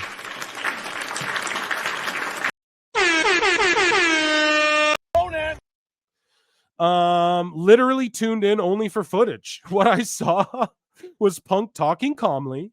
He takes a look back as to see if anyone else was hearing what Jungle Child was saying. Then he had to choke the chump. Yep. Dummy. Yeah. Yeah. Yeah, that's what's happened, guys. Dustin Rhodes cutting a great he's cutting a great promo here. No, Kareem Harper, you're absolutely right, man. Punk looked calm as shit. He did exactly as he said. He just walked up to him and talked to him and said, "What the fuck?" And Perry was doing the little neck jiving, twisting of the neck and this and that. And you guys know what happened next. He got smacked in the face, went flying, shot in a single. But then it looked like after Joe and everyone was holding Perry back, it looked like Perry was like kind of like, what, like trying to break free and like, what, I'll fight you, which like that's a joke. And then Tony Khan fucking Punk clearly did like turn to the side and like freak out, but it wasn't a lunge. It was like a, and you shut the fuck up, Mark. Like, you know, it's kind of like a turning and you know, like kind of point in his face, and a monitor gets knocked over, and it's and Tony's like, I feared for my life. How did that make you fear for your life, you fucking guy, man? That's a billionaire. That's privilege. You know what I mean? People talk about privilege. I'm not one of these guys who likes to throw that kind of shit around, but that's billionaire privilege right there. Like, you never, come on, dude. Fucking, you go to the liquor store, you go to the corner store where I grew up, and you see worse shit than that. That's, come on. There's almost 1,000 of you guys watching, though, by the way. A round of applause for the PWT listeners. Hit like. If you're just tuning in, the Tate twins DM'd me about the video I made earlier. We're going to watch that, guys, okay? We're going to look at those. I'm going to put them on. I'll read them first, and then I'll determine if I should put the DMs on screen, because I'm not trying to. This isn't me like, oh, I leak DMs. No, but I'll just, because I've never interacted with them before, so it's just whatever they said to me. Okay, so I'll put them on screen if it's not like anything personal on there. Okay, but Kareem Harper, thank you. So there's so many super chats I got to get to, guys. For $5, Patrick Schaefer says Bucks just buried Perry Edge after he gave that promo last week, and Shivani with this footage. Tony Khan is worse than Dixie Carter, by far worse than Dixie Carter. It's incomparable, if that's how you say it. Okada's fighting a literal no-name jobber, beating him down. Oh, I'm glad Eddie Kingston had that whole tournament and Okada beat him for this, so we could just fight this fucking jobber for no reason. This show fucking stinks. This show stinks. It's worse. It is worse. And Shivani was embarrassed. I feel just bad for Shivani. He looked fucking disgusted. I'm actually going to tweet that out at Pro Wrestle Times on X if you guys don't follow me already, and everywhere else. I'm just sending a tweet out, so just don't mind me. Do a little dead air. Okada's fighting some jobber, giving him way too much, letting him chop him and shit. I'm just sending a tweet out. Guys, stick with us here. We're gonna read the Tate twins' DMs. I got some bookmarks too, some Tony Khan. We're gonna cue some flutes up for some Dave Meltzer. You guys already know what's up. And thank you so much, Patrick Schaefer, for the super chat. Yeah.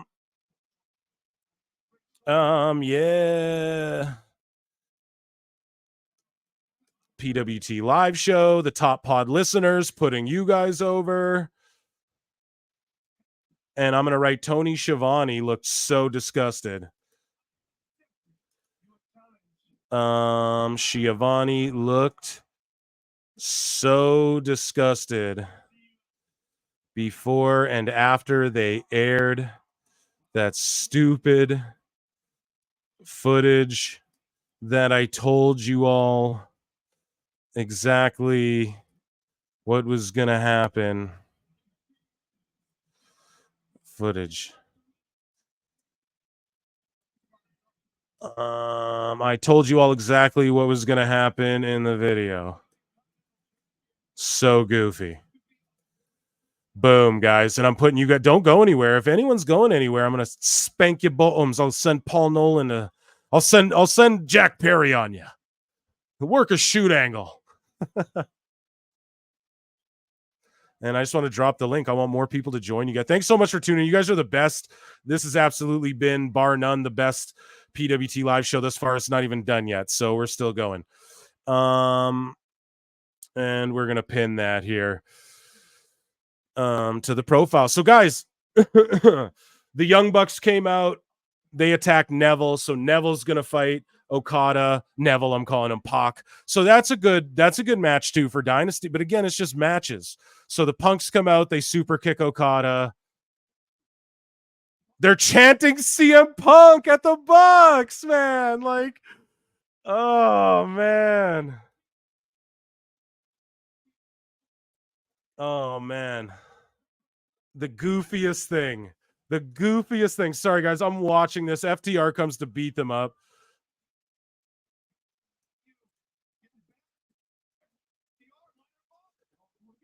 Okay, now they're lining up. Okay, they're going to hit a shatter. Oh, no. Okada's hitting with the chair.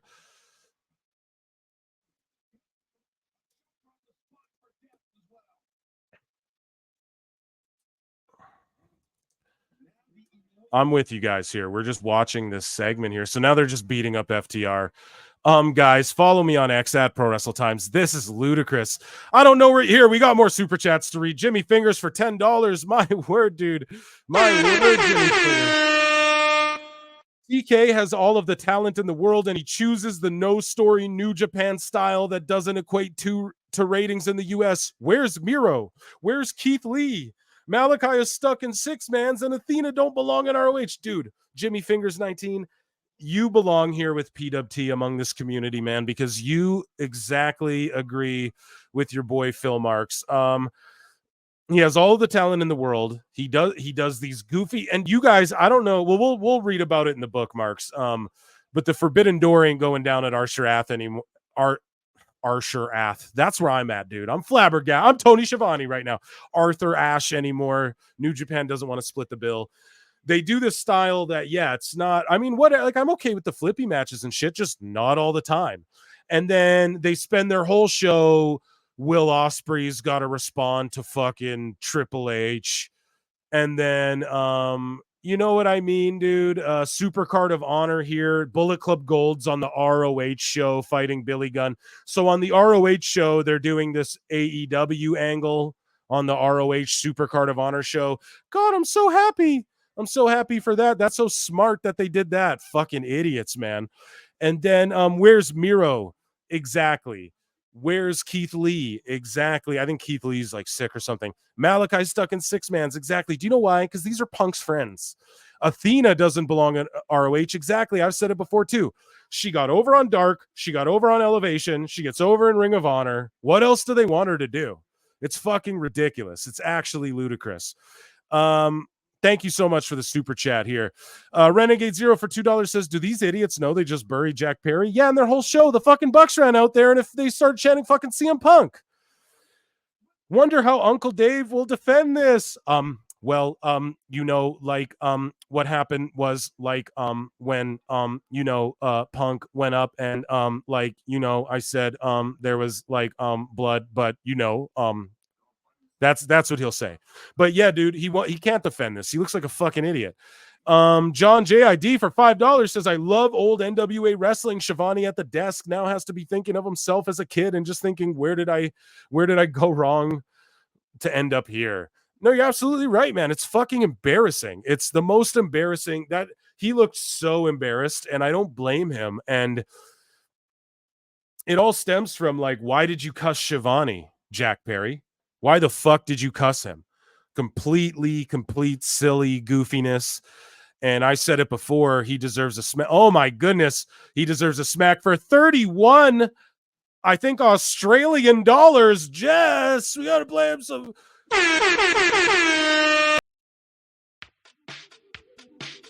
31 Australian dollars Jess comes in and says, I got a question or I got a statement to make, and I got $31 to do so. Here you go, PWT. Let me use your platform to do it. TK heard what Jack said during his match. Had Punk come up to him and say, handle it or I will. Didn't handle it.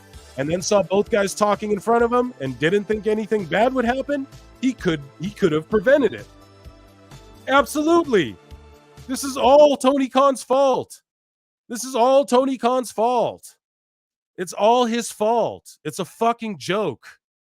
Okay? It's a joke. And then the Bucks come out and then they start chanting CM Punk. So there you go, stupids. Hope it was worth it for fucking Jack Perry. Emotional damage. And fucking Tony Khan's just sitting there going, oh yeah. But Jess, you couldn't be more right, and there's a cute cat in your picture there. I enjoy just seeing that alone. Cheered me up a little bit.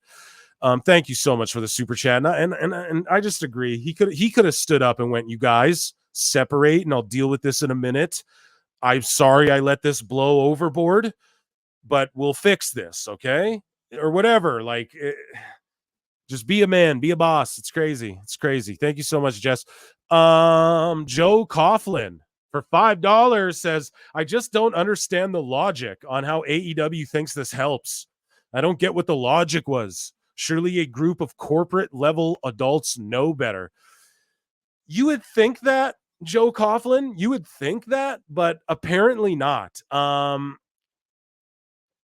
I think they thought we'll pop a rating, we'll plug the pay-per-view, but then it's exactly like I said. Like, what did they think? People were going to stick around to watch the rest of the show? They put a random fucking 6-man in the ring. Like, who gives a shit? And where's Jericho? I want his thoughts on this. God damn it. Thank you so much, Joe Coughlin. Yeah, and how it doesn't. There's no logic. It's illogical. This company lacks all logic. If you're just tuning in, the Tate twins, who were released by AEW, just DM'd me during the show like fucking 30 minutes ago, half an hour ago. And I'm going to read what they DM'd me on the show. We're going to talk about it. I'll read it no matter what. I might not show it in case there's other messages going back and forth. But anyways, Everett Todd for $2 says, why isn't Don Callis the on-screen authority? Or Jeff Jarrett? Or fucking Mark Henry? Or fucking Big Show? You know what I mean? Or fucking when they had William Regal? Or anybody, dude? Like... because Tony Khan is the owner, CEO, GM, and creative director of fucking Mark shit. Thunder Rosa's coming out here, thank goodness, but no one cares about her as much as they used to anymore. No fault of her own. Looking gorgeous as ever. And they have like champagne for her. I'm missing a lot of the show now because we've just been reacting to the Punk stuff. Zombie Boss for $8 Australian. I think that's Australian. Correct me, Zombie Boss, in the chat if that A means Australian. $8 Australian. I can't wait to see Jim Cornette's reaction. Yeah, me neither. Shout out Cornette. I dropped a video on Pro Wrestle Clips where Jim Cornette, I chronicled him beefing Peter Rosenberg and Peter Rosenberg going at him. So if you guys want to check that out, check out the channel. That video just came out. I think today or yesterday. And yeah, it's Jim Cornette arguing with Peter Rosenberg back and forth, like not in person, but just over like podcast / Twitter. They had a Twitter spat as well because Peter Rosenberg's always botching and fucking up. Like at the Hall of Fame, he said Thunderbolt Patterson was no longer with us. And it's like, and then Thunderbolt Patterson comes out and red pills the WWE universe. This fucking oath Christ. Thank you so much, Zombie Boss. I can't wait to see Jim Cornette's reaction either. Man, guys, there's so many of you guys in the chats here. This main event will be good. I do want to play-by-play it. 920 you guys watching live. I do want to get to member chats, but members, there's so many fucking people in the chat. So again, you know what to do to if you want your chat to be seen or read or shown for surely on the show. I will try and read some more member chats here in a moment. But I know what you guys want. You guys want to go into Phil Marks' bookmarks. You guys want Phil Marks' bookmarks, and you guys want to see what the Tate twins DM'd me. Now, it's probably nothing serious. Like, it's either going to be fuck you, don't talk shit, or it's going to be, yeah, fucking Tony Khan's a goof. So Jimmy Fingers 19 comes in. What's your Twitter handle, bro? I'm a regular here now. So Jimmy Fingers, if you head over to X, at Pro Wrestle Times is the Twitter handle. You see it right under my name there. And that's also, so the channel this is live streaming from is our main channel called at Pro Wrestle Clips. But there's also a YouTube channel called at Pro Wrestle Times where you get the live show replays and PWT podcast, which is the recorded show. And Jimmy Fingers, you're in for a treat, man. We've had Grammy winners on this show. Fucking Paul Nolan was just on. He's a world touring DJ. He's worked with some of the most famous European talents and DJs and shit. He studied under them, And yeah, you get a good we had fucking the guy who we had Reverend Dan Wilson. He invented the Phenomenal One moniker for AJ Styles. He was on the show. We have the best people on the show, and now you're a part of the community, Jimmy Fingers 19. I'm so glad that you're here. And yeah, at Pro Wrestle Times, man, everywhere on social media, and you come hang out with us. Thank you so much for the super chat. Phil Marks bookmarks, daddy. Phil Marks bookmarks and Phil Marks DMs, I guess, right? Both of them. I'm going to read these. Wow. Okay. So they, you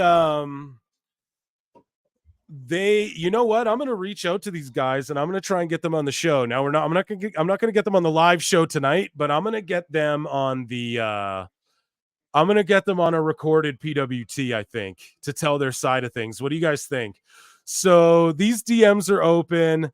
Guys, we're about to get into Phil Marks bookmarks. We're about to read some DMs. Now,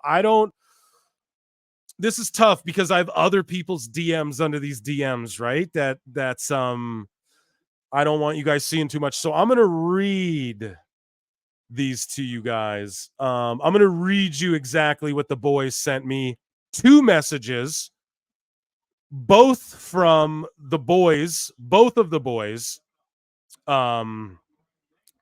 Each sent me from each of their Twitter accounts individual DMs. So I'm going to read you what they said. I'm not going to show them on screen just because there's other DMs with other folk underneath that I just don't want you guys to see. There might be like something in there that I'm trying to skim through, but I'm like, I don't know if like someone has something here they don't want you to see. So the boys, though, they did. I wonder if I could screen grab this or upload it or something for you guys. It's nothing serious. So the boys, Brandon, at Tate Twin Brandon, sent a handshake and a 100.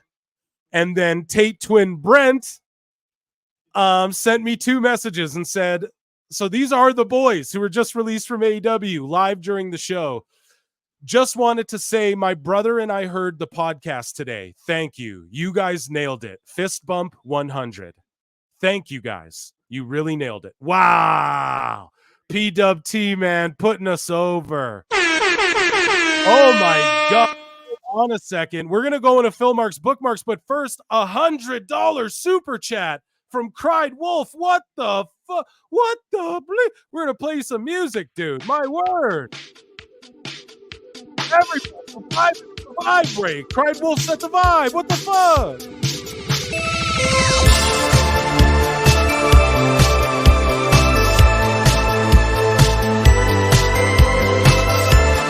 Cried Wolf came in and said, I got $100 question.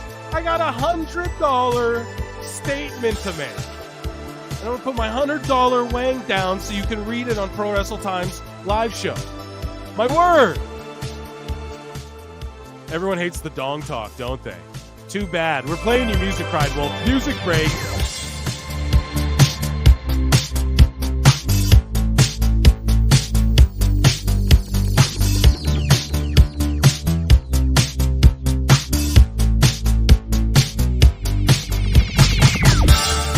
So Cried Wolf says people are tuning out because the music, what? You hate the fucking synth vibes, bro?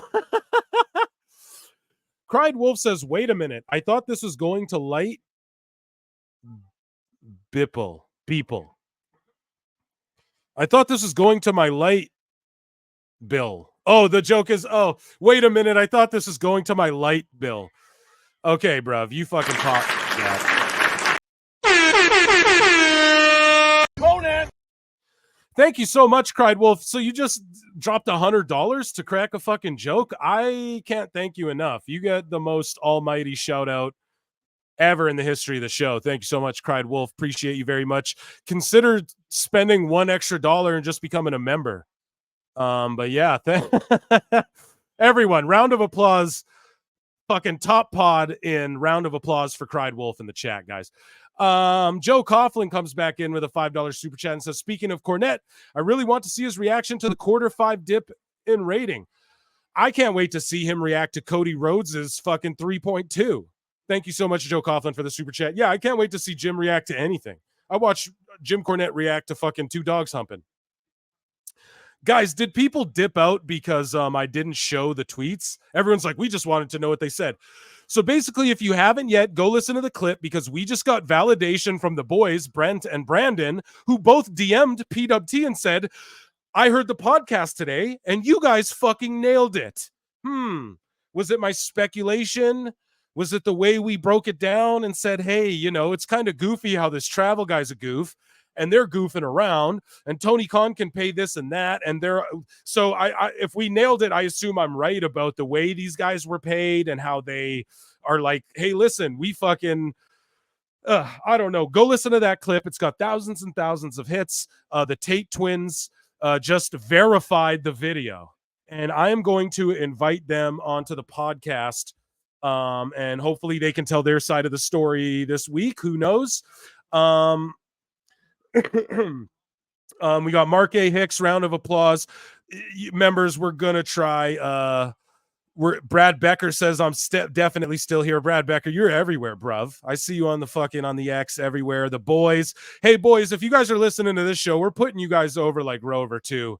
Because I fuck with the boys, and we even showed, so even in that video we showed Supercard of Honor where they did the spot where like 100 boys run down the ramp and they're throwing them over the fucking rope like onto Johnny TV or whatever his name is, and we're sitting there going, we're like, yo, they could have did this like, so they fire the 2 boys and then bring in 10 fucking random jobber guys who can't even do a dive. Like, what the fuck?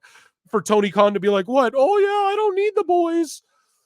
Oh, I'm fucking phony Tony Khan in the chat. This is hilarious. Chat is undefeated. Please let this nightmare end. Dynamite has 20 minutes left. And then Anna Jay's fighting fucking Mariah May. So how long is the Dustin Rhodes Samoa Joe match gonna go? How long is it gonna go for? Fucking 5 minutes? Like, this is stupid, man. This show's dumb. I'm gonna definitely, I want to hear that Will Ospreay promo. I will play it on the show as well if we can find it. But yeah, the boys said, just wanted to say my brother and I heard the podcast today. Thank you. You guys nailed it. Fist bump 100. And he said, yeah, you guys really nailed it. And I'm going to DM him right now on the show while you guys hang out with me. I'll play you guys a little tunes. Don't tune out of the show. You guys better fucking stick around. The synth wave is the vibe, bro. I'm just going to play some light tunes while I DM these guys back. And I'm right here with you. And I'm going to ask them to come on the show. Play you guys some of this stuff. The PWT OG theme. I got some like artists too. Paul Nolan's working on some stuff. We're gonna have some like really cool music stuff going on these live shows as well right away. So here we go, guys. I'm gonna DM them and invite them.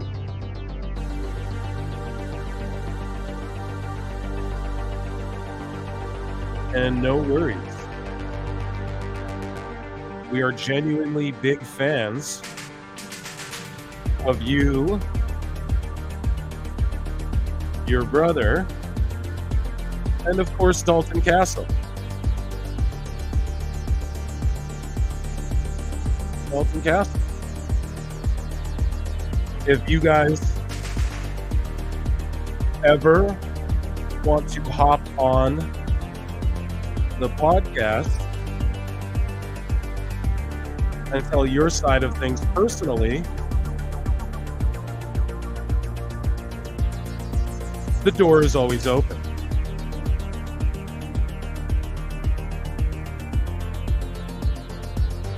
Thank you for reaching out.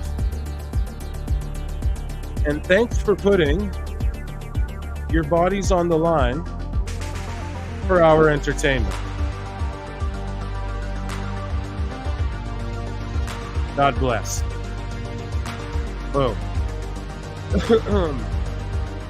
And I will copy this exact thing and I will send it to the other boy so that it doesn't seem like I'm only reaching out to one and not the other.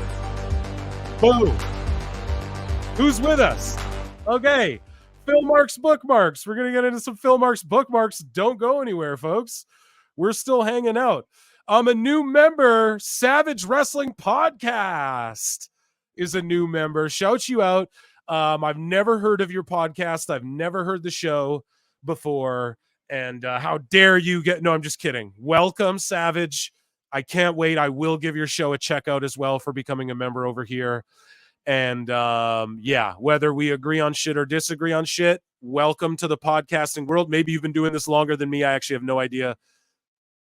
We all need to keep building. We're building something very special and unique and new here. So, sorry, this Joshi came out, Mina Arakara or whatever. I forget her name. She is fucking sexy. She's on, she's in Stardom.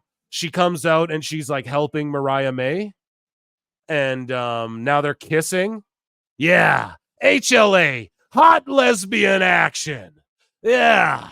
So they just start kissing on Dynamite. Some people are cheering, but no one knows who this girl is the only problem. And so I don't know, but I'm here for her and Mariah May sipping bubbly and kissing all day.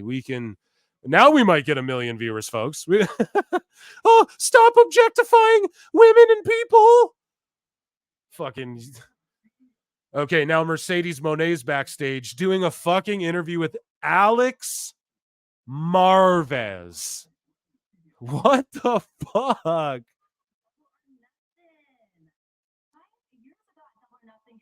Mercedes is so fake, dude. Ooh, Double or Nothing. 5 years ago, history was made. 5 years ago, you were still in WWE. Fuck. Woody Allen comes in again. CM Punk posted mission accomplished on Instagram.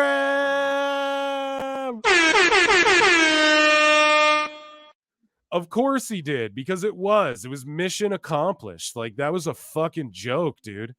What a fucking joke. Someone tag me in, please, someone tag me in the Brawl. If you guys haven't, on X, at Pro Wrestle Times, please, someone tag me in the footage that dropped, if you don't mind. And say, like, the footage. Oh, yeah, I got it right here. Ariel Hawani. Ariel Hawani says, with commentary. Oh, my God. Fucking Ariel Hell Walney, as Brendan Schaub would say.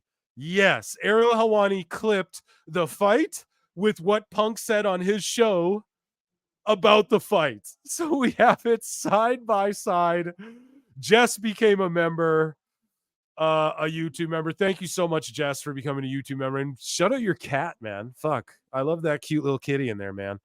Thank you so much for becoming a new member.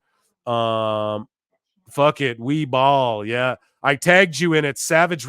And Savage, I was joking before too. Hey, like, welcome. Let's collab maybe sometime. I'm so open to it. There's a wave going on right now. I've told this to Marv off pod. There's a wave happening right now in the wrestling IWC, YouTuber sphere, whatever you want to call it, and we're on the forefront of this shit. And we just need more people. It's not about, oh, we all agree and chill together. It's just okay, the lights go out, Mercedes getting jumped. It's just, we're so tired of every show is just people licking balls to get jobs, and every show is just people being disingenuous or doing shitty bits. Like, dude, I saw Vince Russo. Nah, I'm not even gonna get into it. I'm not even. SRS will be like, oh, you're obsessed.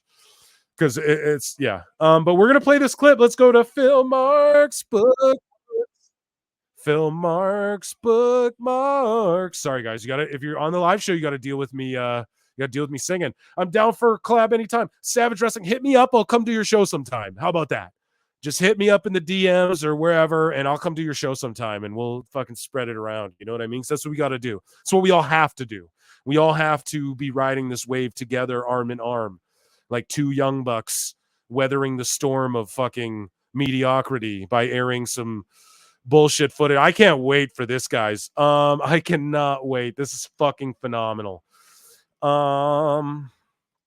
I know you guys were waiting for this. Boom. Phil Marks, bookmarks. Here we are. Here we are. Round of applause for my bookmarks, folks.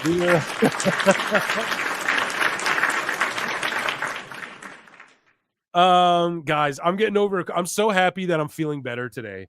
You guys give me 2 seconds and I'm gonna grab a beer. Okay, I'm gonna grab a beer too. What? Yeah.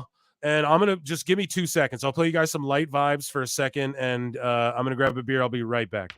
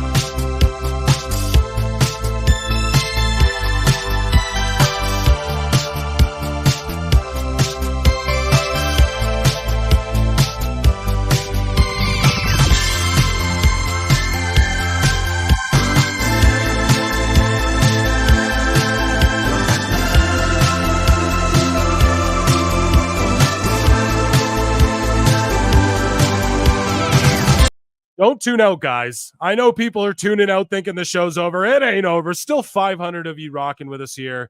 My word, another super chat from Woody Allen. There's arena footage and the fans are cheering Punk during and after the video. Oh my God. And it's not a shock to me that that's what happened, that they're cheering. And it's they were fucking chanting for Punk when the Bucks came out. They just made themselves look like the biggest bitches ever. And remember, Meltzer's like, oh, well, I believe it should be to bring Jack Perry back, right? Nope. Nah. Y'all fucking stupid. Nope. It wasn't to bring him back or do any angle with him. Nope. So just ridiculous, complete bullshit. We're going to watch it right here together. I'm sure you guys already went and crept it out on your own. Thanks so much for the super chat.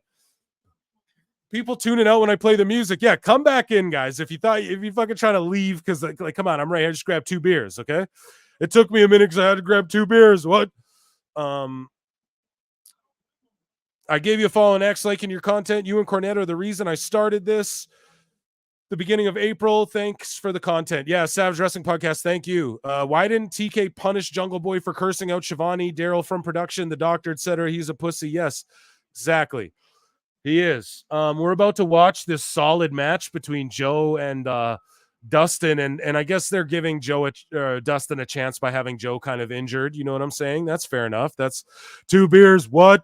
I don't have my what on this new soundboard. I really need to fill out this soundboard. You know, I got some good ones on there, but we'll give it a fucking. This is great. That's my new favorite one. This is great. So let's watch this together, you guys. Let's watch this together. Here we go. Here, I'm gonna turn my TV down because I've had Dynamite on the. Yeah, Shivani's back like talking, but so here we go. At the bottom, you see the incident. At the top, you see what Punk explained happened. Jack came back from his match. I was the next match. I'm sitting there. So Jack's here from his match. Aubrey Edwards is doing weird shit. Look at her goofing with the. Jack came back from his match. Shit. I was the next match. I'm sitting there. I got being in the way. Joe's over to the left, pacing back and forth. Now, at one point, I swear I saw him laughing. So let's. Got people with me. I'm not going to say who they are, you know, because I got a lot of friends. Oh, no, he didn't have people with him. He didn't have people with him. No, he did. He didn't mean right behind. Like, and also, we can't see on camera. Our House of Black standing behind him? Probably. We don't know. We don't know. Here we go. So he walks up. So you see Punk right here in the right, and he walks up to Jack. So it's, You know, because he's already talking to him too before he walks up. He sees Jack. Like Jack is just standing there walking by, and you can tell Punk's Jack like, hey, came Jack. back from his match. I was the next match. I'm sitting there. And I got people with me. He's already talking to him. So you can see Punk or Perry stops dead in his tracks, like, oh shit, deer in a headlight look. I'm not going to say who they are, you know, because I got a lot of friends who work there, and I wish. Punk looks calm. Perry tries to like walk away. Punk says, no, be a fucking man and address what you said. Them all well, and I don't want them to be punished because they're friends with me. Punk's holding his title too. Like, it's not like he walked up looking for a fucking fight, guys. All this does is prove AEW is liars. These fucking dummies. Oh my God. Dummy, yeah. Emotional damage. All this does is prove that they're fucking liars because he has his belt in his hand. Like, he's not even trying to fight, dude. He's not even trying to fight. Like, and then look at how Perry's just looking at him. And then you see, like, the refs are looking now. This guy here with the headset's looking like, oh shit. This Jerry Lynn is who I want to say this is right here. Joe's off camera. Now, what they showed on TV, you could see Joe the whole time. So hopefully, You know, and I walk up to him and I'm just like, Jack, why do look, see, he even shoulder shrugs right. Ariel synced this perfectly. Punk goes, yeah, I walk up and go, why do you? And you can even see Punk shrugging his shoulders right when he says that. Jack, why do you insist on doing this dumb internet shit like on TV? Conversation, everything's calm, everyone's calm. You know, Perry's mouthing, blah, blah, blah. You just see him saying something. Okay. Fucking, it better be, I'm sorry for cussing Shivani. and he's just like, well, if you Look, he's kind of like, whatever. got a problem about it, do something about it. And I was just like, man, come on, man. You know, I'll fucking kill you. Like, what are we doing? He looks over at Tony. He looks over at Tony Khan saying, are you going to do something about this? You know, And then Jack Perry said some shit. Look at that. And he's shaking his head. No, what is he saying to Punk? Don't look at him. What is he saying to him? Right there. Punk looks over, watches the way his head turns. He looks over to Tony, and then Punk says some shit. Nah. Or, I mean, pardon me, Perry says some shit. Nah, shakes his head. Nah. Like, whatever he's saying, and then Punk just smacks I'll him. fucking kill you. Like, what are we doing? So he looks You over know? at Tony. And it just, you know, Punk says some shit to Tony. Perry looks, shakes his head no.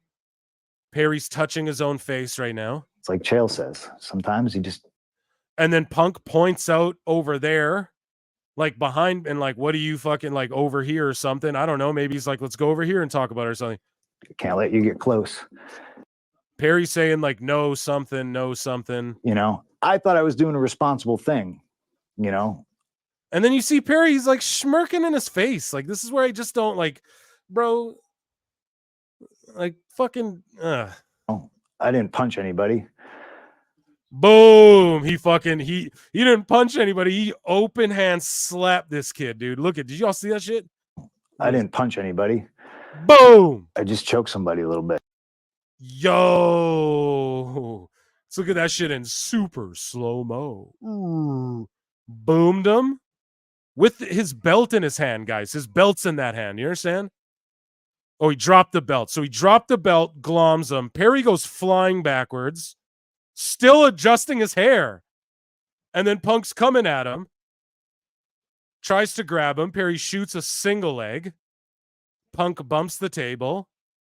Okay, so you're scared for your life, Tony, because of Jack Perry. He shouldn't have shot the double. He should have swung back. Punk catches him in a choke. That's just standard. Like, you know, Jack Perry don't know how to actually wrestle, so he didn't tuck his chin properly, and Punk just grabbed his neck. Joe comes flying in to grab Perry first, like, you fucking dumb mark. Yeah, Punk's straight. Now, let me break this down. Can you guys see my mouse? I'm going to break this down, dude. Punk's left arm and shoulder are draped over the head and neck. Punk actually does have a deep choke. That's either forearm. And if you see Punk's reaching underneath, this black lump here, that's Perry's top of his head. Look at where I've seen it. I watch enough shoot fights. I've been choked out enough in jiu-jitsu. I've choked enough people to know Punk has a deep choke in there. And you can see that his foot's not tied up anymore either. So Perry let that shit go. And Joe's pulling on Perry. So he's getting fucking yanked on and choked out like a fucking goof. This shit's hilarious. This shit is hilarious. I love being right, dude. Buddy, a little bit. Samoa Joe was there. Chokes him. He's getting choked. He's getting fucking choked out right now. Look at the ref breaking, trying to break. Now, do you see the ref's arm is he's trying to slide his hand to get separation between Punk's forearm, like where's the other side of his elbow and the choke, dude. Like Perry's getting choked the fuck out right here, dude. Told me to stop very fast, and they had to rip Perry out of Punk's grasp. Stop, and then I quit. And then he throws a punch. Meltzer, he was throwing a bunch of punches that missed, and all of his punches missed.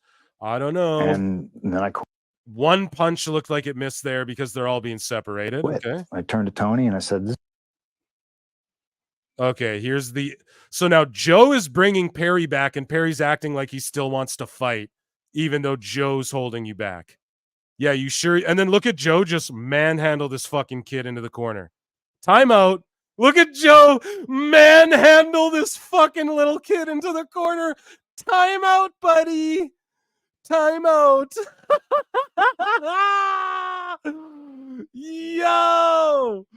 Yo, dude, I love this, dude. Thank you, AEW. Thank you, Tony Khan. I'm actually very appreciative of this. I'm actually very appreciative of this, dude. Oh my God. Here we go. I turned to Tony and I said, "This."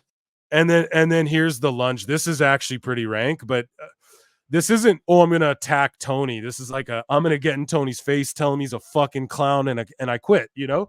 That's what this looks like to me. So I turned to Tony and I said, "This place is a fucking joke, man. You're a clown. I quit."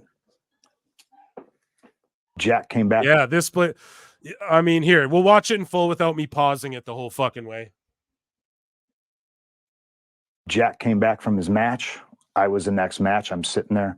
And I got people with me. I'm not going to say who they are, you know, because I got a lot of friends who work there, and I wish them all well, and I don't want them to be punished because they're friends with me, you know. And I walk up to him and I'm just like, "Jack, why do you insist on doing this dumb internet shit like on TV, you know?" And he's just like, "Well, if you got a problem about it, do something about it." And I was just like, "Man, come on, man." You know, I would fucking kill you. Like, what are we doing? You know? And it just, you know, it's like Chael says, sometimes you just can't let you get close. Let you get close. You know, I thought I was doing a responsible thing. You know, I didn't punch anybody. I just choked somebody a little bit. Samoa Joe was there, told me to stop, and then I quit. I turned to Tony and I said, "This place is a fucking joke, man. You're a clown. I quit."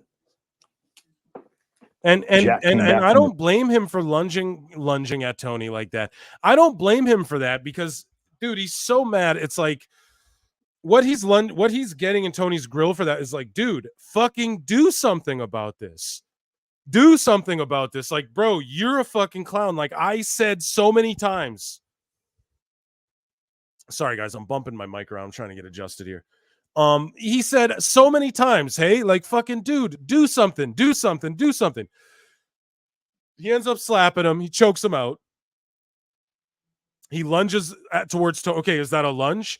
Sure, dude. Has anyone ever been mad at you? Have you ever been mad at someone? Like, holy shit, you know? I've had moments like that with other players on my fucking basketball team and shit, you know? Like that's foolish. So, but he basically is getting in Tony's face, yelling at him like, "You're a fucking clown. This all happened, and I'm embarrassed. Like, I'm embarrassed now because you fucking made an embarrassment. Like, you allowed all this shit to happen. You allowed it to get to a point where I'm smacking guys and embarrassing my fucking self and embarrassing this company, biggest event ever. And, like, it's your goddamn fault. You're a fucking goof. You deserve to be screamed at. Nobody screamed at you. Nobody spanked your ass. Right here, Jess. Yeah, he wasn't lunging to swing on him. He was lunging to get in his face and yell, "You're a clown, I quit," and point right in his face and say, "You're a fucking goof." And that's exactly it. And so, and then, "Oh, I feared for my life." That's lawyer talk. That's bullshit, dumb talk for the lawyers so that Tony Khan doesn't look like more of a fucking idiot, man. And he's justified in firing Punk and all that. And let's read some. I got some bookmarks here, so let's read. Here we go. It looks more like a shove than a slap to me. Can't let you get too close. Exactly, like Uncle Chill says. Can't let you get too close, man. Otherwise, it's gonna be a fucking problem. So we have some Phil Marks bookmarks here, which I want to share with you, good folk, PWT listeners. It's just ridiculous. Yeah, they're just getting cooked on Twitter. We're going to react to some of the Twitter, maybe look at some of the melties, scroll through my feed. So here's what Tony Khan said about why they're going to air the footage. Tony Khan has commented on CM Punk's interview, this is per Wrestle Talk TV, on the MMA Hour, noting that it was interesting timing ahead of backstage footage from AEW All In being set to air in tonight's Dynamite show. So Tony Khan says, that was interesting timing given where everything stands. For us, this is a decision based on the timing of our upcoming pay-per-view. So they're saying it was interesting timing for Punk to say what he said, if you're focusing on how everything stands in the whatever, right? So he's already, it's just like excuses, like, oh, it's interesting you did that right before WrestleMania. Like, it was already the biggest WrestleMania ever, Tony. They didn't do this. You know, alluding to you, Marks, didn't sell any more WrestleManias, okay? So that's just goofy. So moving along, he says, for us, this is a decision based on the timing of our upcoming pay-per-view, AEW Dynasty, and given where the Young Bucks stand going into the World Tag Team Championship Tournament Finals at AEW Dynasty, this was the right time and place for them to play this footage and talk about why it's relevant to them and AEW going forward and what this means going into AEW Dynasty. So basically, yeah, they tried to sell the pay-per-view. They used it to try and plug Dynasty thinking, oh, we know, like, Ariel Helwani got a shitload of views for this fucking interview. Let me, try and shift it to get views on the pay-per-view and the product. And here's a 6-man tag with fucking Lion Hook and Lee Moriarty beating Shibata. Like, it's just fucking joke of a fucking show and promotion, dude. Honest to God. And this is sad coming from me. Like, go listen to Pro Wrestle Times. If you're new here, go listen to the first podcast, youtube.com/@Pro Wrestle Times. Listen to episode 1. I love AEW. I have for a long time. It's just that I still do. Like, yeah, people go, it's good for the business. It is, at the end of the day. But also what it is it's a fucking joke. Like, or is it good for the business? I don't know. It's good to get people money who, like, maybe wouldn't make money wrestling otherwise. Or it's good for, like, Edge to go, he deserves, like, I'll never be mad at Edge for going anywhere that gives him $3 million. Yes, $3 million, I'll never get mad at him for any of that. So he deserves it. But it's just like, yeah, it's good for that. But is it good for, like, booking or clearly the backstage or any of that? Like, no, it's not. It's embarrassing Tony Schiavone. It's embarrassing fucking regarding everyone. So with that being said, here's some more Tony Khan. AEW. So this is him making a comment to Sports Illustrated about why he is airing the footage. And he says, AEW has a great track record on delivering what we advertise, and it is real footage. The Young Bucks will show backstage footage from All In, the most important event in AEW history, the world record holder for the most tickets ever sold for any wrestling record. Over 81,035 total. Dude, he's still hanging on to this fake number. You know what I mean? Like, it's such a fucking joke. He can't still be hanging on to this fake number, dude. It's absolutely embarrassing. By the way, Samoa Joe bloodied up fucking Dustin Rhodes. Dustin Rhodes hit a crossroads. That got the biggest pop of the night. And then Swerve came out and took the belt, and now it's almost like, and then Joe ran away with his title taken from him. So, like, who's the heel and fit? This show fucking sucks. And I love Joe. I love Swerve, but this shit is trash. And Joe's probably embarrassed too. Anyways, though, Tony Khan bullshitting. The decision is based on putting on the best show for AEW as well as driving interest for Dynamite and our Dynasty pay-per-view. How did this drive interest to Dynamite? This made people literally shut Dynamite off. How did this, like, man, Tony Khan really needs to get the fuck away from AEW. If he cares about pro wrestling in AEW, he will get his the toxicity that permeates around him the fuck away from it, dude. That is just, how did that help their fucking show? What a bunch of fucking idiots, man. Jeepers. You guys know I got Meltzer for you and Alvarez, so just give me a second on that, okay? I got some funny. Okay, well, yeah, we're gonna get into some Meltzer stuff here. I know you guys like it. I'm about to cue the flute.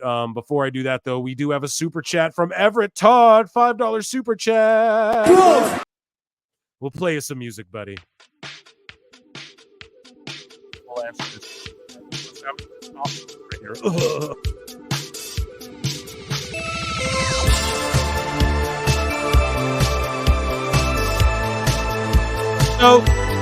$5 super chat from Everett Todd says that TK never built his own training center and development program is telling.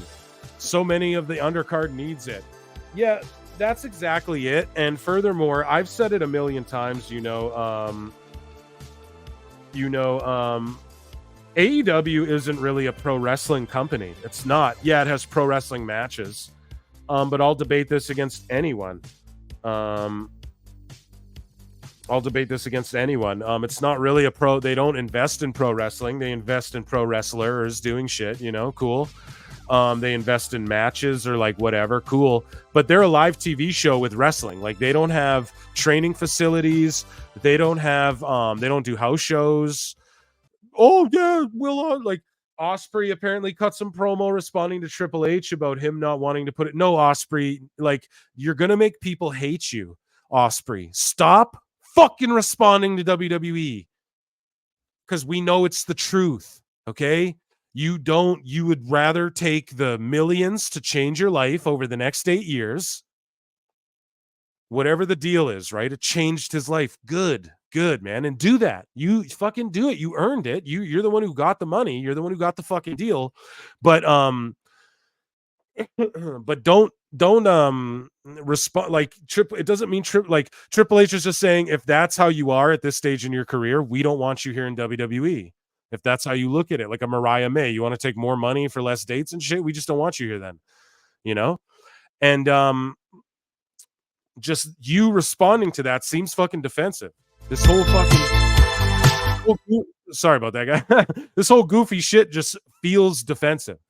So yeah, Everett Todd, I agree, and I've talked about it ad nauseum on the show, and I'll talk about it till the ends of time. This is not a quote unquote pro wrestling company. This is a live television show that somehow gets sports deals because Tony Khan should be thanking Vince McMahon. Do you know what I mean? That's pretty much what it boils down to. I can't wait to see what Dave says. We're not done here, folks. We're gonna hang out. There's still over 600 of you in here. Dude, we broke like 1,000 tonight. Crazy, man. The biggest live stream of all time in PWT history. And it's all because of you good folks, man. And I just appreciate you so much. This was way more fun than I even thought it was going to be. Like, I knew it was going to be fun, but this is way funner. Yo, there's 600 plus people in the chat. Sell them some insurance. Well, thank you for bringing it up, Kyle Mulkey. And I just want to take 1 second to sell you guys some insurance. You know what? Let me sell you a Henson razor. Have you ever heard of Henson razors? Guys, we're 4 likes away from 500. We're 2 likes away from 500. Get us to 500 likes, please, and I'll stop bringing up likes and asking entirely. 500's so good. Please, there's 639 of you watching. 2 of you hit like who haven't. Get us to 500. I appreciate that. It just helps so much, But now I want to take a second to talk to you about life insurance and then possibly some ball shavers and Blue Chew. Guys, I don't have a PWT ad. I guess I could just read you the little thing. I'm not even going to do it. Listen, WWE Shop, if you're buying merch, go down. 500. Boom. Yeah. Where is it? Yeah. This is great. You guys are the best, man. Thank you so much for the 500 likes. The whole thing though is what was I saying here? Yeah. I if you guys are gonna buy some WWE merch, there's a link down below. It's a shop affiliate link.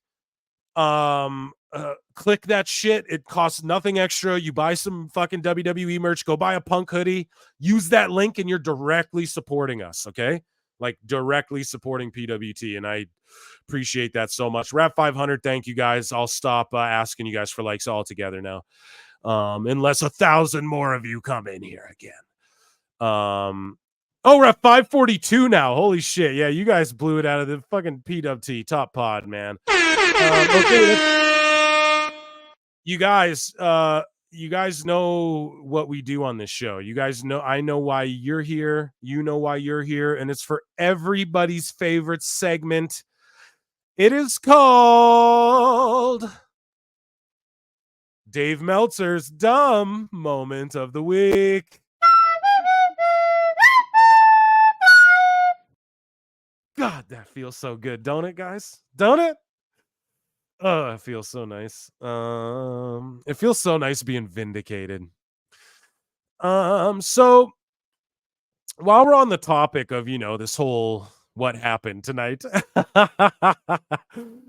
and you guys know that Alvarez gets lumped into this Meltzer Dummy of the Week. You guys know that anything Wrestling Observer related gets lumped into here.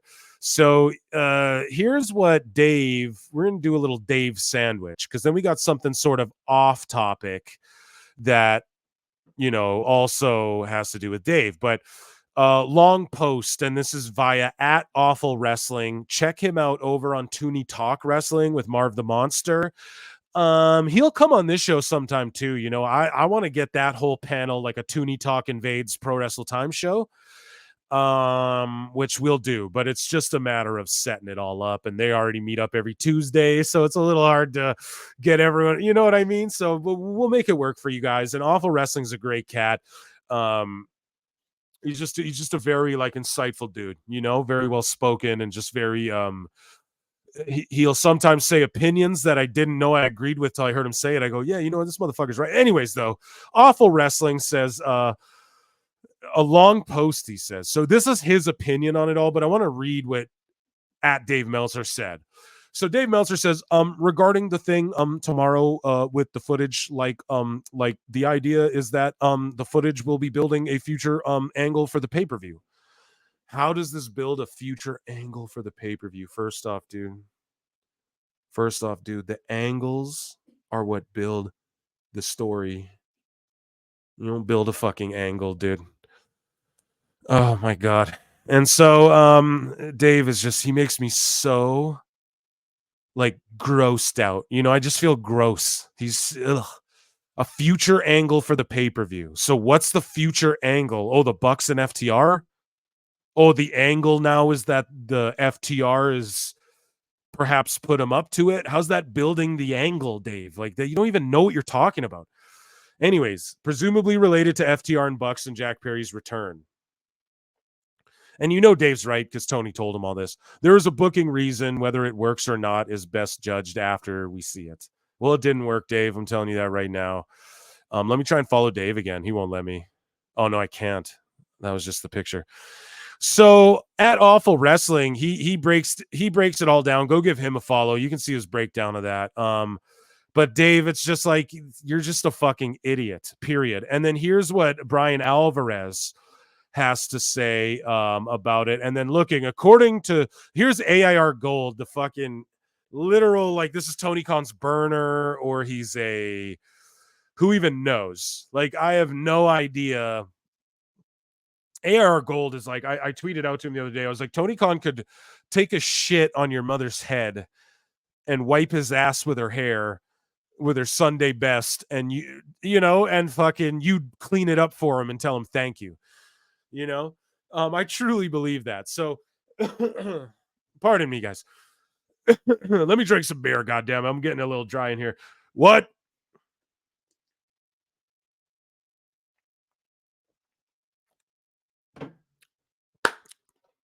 Oh yeah, that's the good stuff. Okay, a cold one.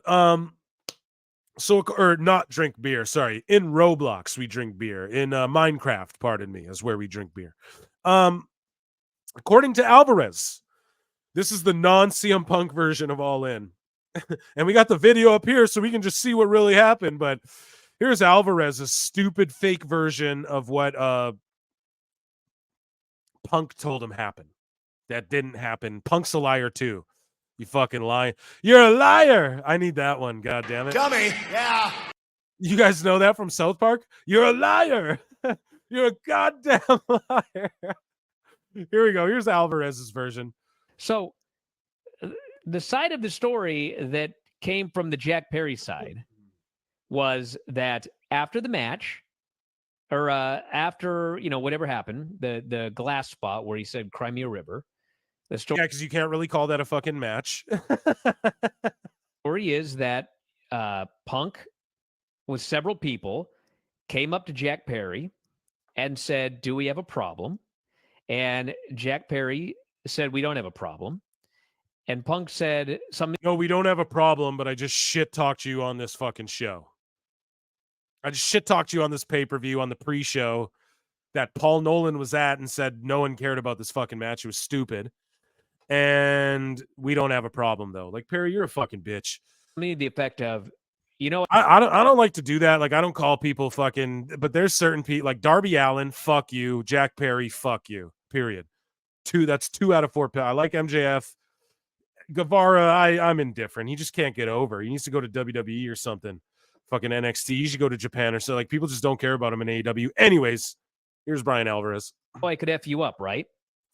And CM Punk then either hit or pie-faced. What they're leaving out is this key part where Punk addressed Tony and said, are you going to do something about this? Because otherwise, I'm going to do something about this little shithead right now, and you're not going to like what I do. And Tony went, oh, no, I'm not. This is great. So, my word. Jack Perry attempted to put him in a guillotine and either Didn't attempt, did, because it's exactly what I said before the footage aired. It's exactly what Phil Marks said. Huh. Weird. and Weird how I knew Perry was going to shoot in and Punk was going to get a choke on him. Weird. either Jack prevented the guillotine. Oh, did Jack prevent it? Or did that referee and Samoa Joe save him from having his fucking soul snatched and him waking up laying with his fucking feet up against the wall? You know what I mean? Jack prevented the guillotine. No, he didn't. No, he didn't. Or easily got out of the guillotine. Oh, really, dude? Where's that clip? I need that clip of Chris D'Elia going, oh, really, dude? Bro, he easily got out of the guillotine, did he? Was that when the ref had to step in and stop him from getting killed? Or is that when Joe had to carry his little ass like a baby against the wall to prevent him from getting killed? Which, when did he easily prevent the guillotine? And then Punk threw some swings and then... Oh, Punk threw some swings, or did he throw a swing when there was 50 fucking people holding both of the guys back? It was broken up and Samoa Joe told him to knock it off. That is... Samoa Joe told who to knock it off? Jack Perry, who he carried like a child into the wall, who was then... We saw what happened! All this does is prove that Tony Khan's a bitch and a liar. Jack Perry's a big bitch and a liar, and the Bucks are goofs. And this is all this proves, dude, because Jack Perry got carried like a baby away, and people tried to make it like Joe freaked out at everyone and was like, fucking stop. No, he carried Perry away like a baby, and Perry kept trying to go at Punk. Blah, blah, blah, blah, blah. So Joe held him there and was yelling at his goofy ass to calm the fuck down before Joe has a problem with him. Man, you fucking stupid Alvarez and stupid fucking Dave Meltzer. Dude, I love PWT. Shut up, fucking PWT. Where's the top pod? These dummies, man. Dummy, yeah. God damn it, man. This is why wrestling podcast, Savage Wrestling Pod, all you podcast, reach out, man. We're building here because because this is why we got to build, man, because these fucking guys, they just spun this narrative the whole time and they just proved us all right. They just proved that they were lying the whole time. And we fucking were right. We were right. The top pod listeners were right. Everyone in the chat was right. Renegade Zero's right. Tony is such a fucking coward. How do you even let two of your superstars fight without jumping in between them? The video poke of doom. Emotional damage. Oh my God, you guys, this is better. This is actually better than I hoped. I'm not even gonna lie. The side of the story that is the non-Punk side.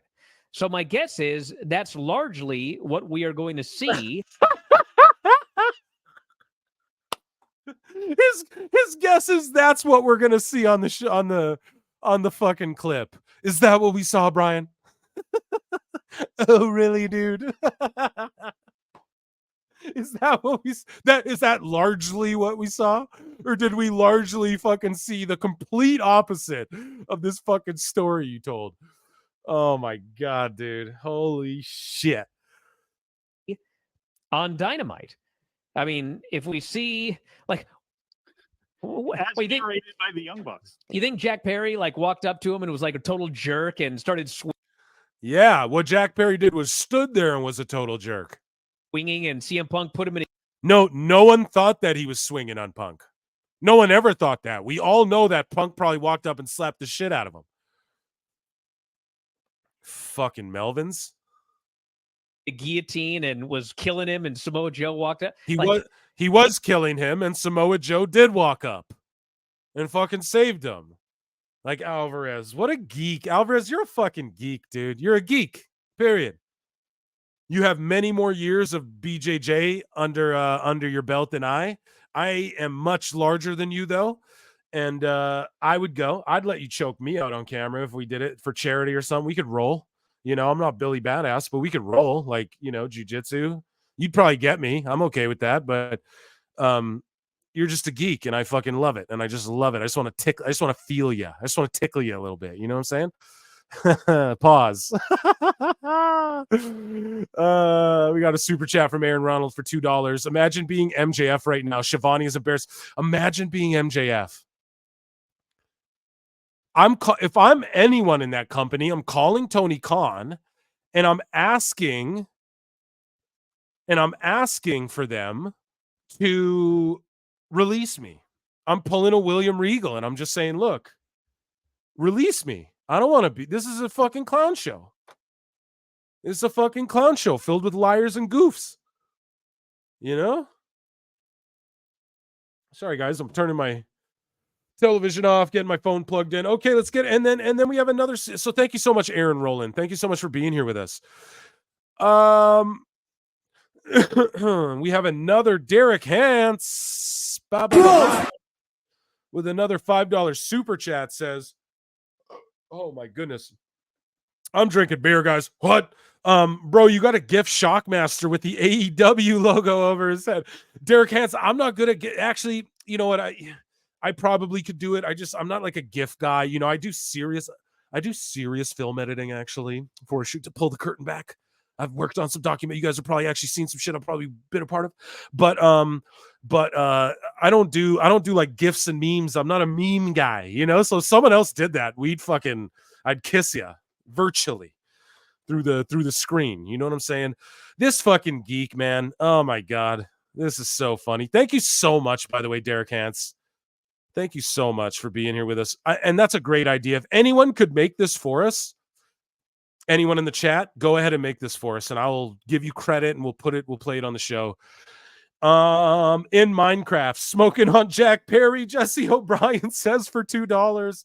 Yes, in Minecraft, smoking on Jack Perry, smoking on Pack Perry. Yeah, smoking that Perry pack, dog. Yo, I got it right here. Hold on. What are we talking about? Hold on a second. We smoking that Perry pack? We smoking that Perry pack? Hold on a second. You got to play some vibes. Oh, no, I don't like when PWT plays music. I'm going to tune out.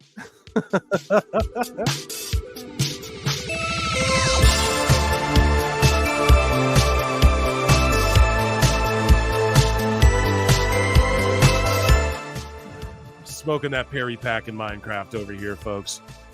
Jesse O'Brien, thank you so much for the $2 super chat, man. I really appreciate you being here. Ooh-wee, got a little choked up there. Savage Wrestling Podcast says, I want to know how Cody Rhodes feels, but he's fucking embarrassed. He feels like Tony Schiavone and I do. I feel embarrassed for them, dude. It's embarrassing, and that's why. And Cody Rhodes doesn't bury them because legitimately, the Bucks are friends with Kevin Owens. Legitimately, the Bucks are friends with a lot of these guys. You know, legitimately, they are friends, and so Cody is gonna give Kenny and the Bucks love no matter what. Absolutely, you know. And hate on it if you want, say it's whack if you want, but ultimately, I don't blame him because he did start a revolution, if you will.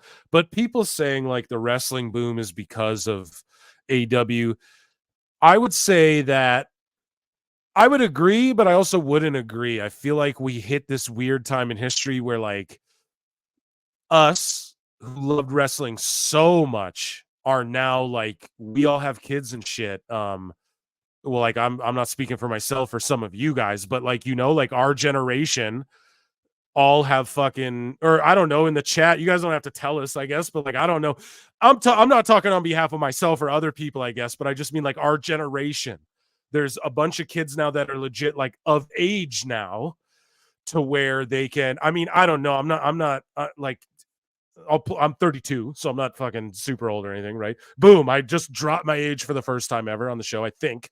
But yeah, I'm 32, so I'm not fucking super old or anything, but I'm sure there's people with who had kids when they're 25 that are now of age to go to WWE and want to see Cody Rhodes and John Cena and all that shit. You know what I mean? That's my assumption. So this is the real fucking boom is really booming. And I think with Vince, he would have got caught eventually and he would have been gone and this boom would have happened within this time frame anyways. I truly believe that. What AEW actually I think did was help kill the indie boom that was going on. But oh my God, before we even okay, there's 5 seconds left of this and then I gotta that's what happened, there is no footage of that airing. Okay, well, there is the fucking Alvarez. You were 100% wrong on that, you fucking dummy. Jesus, Lord in heaven. Alvarez talks more on this, but before we get into that, a $50 super chat from Mark. From a Mark, just like your boy Phil Marks here. Trying to play you horns, but it's not working, God. Here we go. God damn it, it's not. I'm so sorry. I'm trying to play. Here, we'll play you a clap. There we go. Yeah. What? Drink some beer for the air horn. $50. My word, man. My goodness. I'm going to get some real music on here too. You guys are probably sick of this fucking song. I love it. It gets stuck in my head. This song is beautiful. Shout out DOG Beat. Produces a good handful of the PWT shit you guys hear on this show is DOG Beat. Shout them out. For $50, Mark says, when Punk was asked if he could say what happened in the locker room, he said he'd have no problem doing so, but can't because of an NDA. Punk would tell the truth, and that's why AEW doesn't want that. People who have slam punked should be ashamed. Yep. Let's say it one more time. People who have slammed Punk should be ashamed. You're fucking right, they should be ashamed. You're fucking right. Alvarez, Meltzer, they should all... AIR Gold, you other motherfuckers. You know who you are. For real, because this shit embarrassed you guys. I can't wait to see WWE Real Ones spin on this tomorrow on X. Well, he's fucking seething right now. And you just raise a great, this is a great chat. We're gonna read it. When Punk was asked if he could say what happened in the locker room, he said he'd have no problem doing so, but can't because of an NDA. Now, as Paul Nolan pointed out earlier in the show, there's actually no NDA for this particular footage. Hey, Bucks, I'm challenging you right now. Emotional damage. I'm challenging the Young Bucks right now. Drop the other footage. Drop the Brawl out footage, or whichever the one you guys were in with him. Drop that footage next week. There's no NDAs for this footage. There's NDAs about Brawl out. So Punk could have talked about this situation the whole time, you know, but he can't talk about Brawl out. But hey, Bucks. Hey, Bucks. Let me talk to you. Yeah. Play the other footage, huh? Play the other footage. See how that turns out. I got a DM that I'm going to read, so I don't want you guys to see it, and then we'll. The Tate, the fucking. Thank you so much for the $5 super chat, man. I really appreciate it. The Tate twins messaged me back, and they said I'll read it to you guys right here, right on the show. We don't fucking. We're the most trans. This is the top pod for a reason. So Brent got back and said, real, thank you. I'll definitely tell my brother. Fist bump 100. And so hopefully the twins will come on the show and me and Hairline can interview them. And I'm going to ask them shit. How do you guys think Phil Marks is going to enter? You think I'm going to ask think I'm going to John Alba? Hey, let me ask you about AEW at the WWE WrestleMania show. Because obviously AEW had so much to do with this, Cody. You think I'm going to ask the Tate twins some fucking softball questions? What do you think Phil Marks is going to ask him, man? I'm going to ask him the real shit. I'm not going to flat out be like, so is Tony Khan a fucking cokehead? But I'm going to be like, he's unhinged. He's unorganized, right? Like, you guys don't even deal with this guy. Like, I'll ask him the real shit. Somebody in here said something funny about... Why am I still seeing live streams titled Punk is a Liar still? That's why you guys are here. Those shows, all of these dirt sheets, all of these fucking, that's why they feel threatened by shows like this. All of these fucking news, because they're fucking geeks and Punk's wrong still. He's a liar. They're just all reading the script. If Punk looked like a complete pussy in that video, I'd have fucking told you guys. And you know that. That's why you're here listening to the best pro wrestling podcast in the world, bar none. Someone said something really fucking good in here that I wanted to read, and it slipped my mind. I saw it for a second in the chat, guys. I missed it, but it's okay. It's okay. It was just a random fucking comment. I'm just quickly looking for it. Yeah, who gives a shit? Let's go back to Phil Marks' bookmarks here. And but yeah, the boys just DM'd me and said, hey, yeah, real thank you. I'll definitely tell my brother. So hopefully they come on the podcast and I'll ask them the real shit. Don't for one fucking second think I won't ask them like the really real shit. You know what I mean?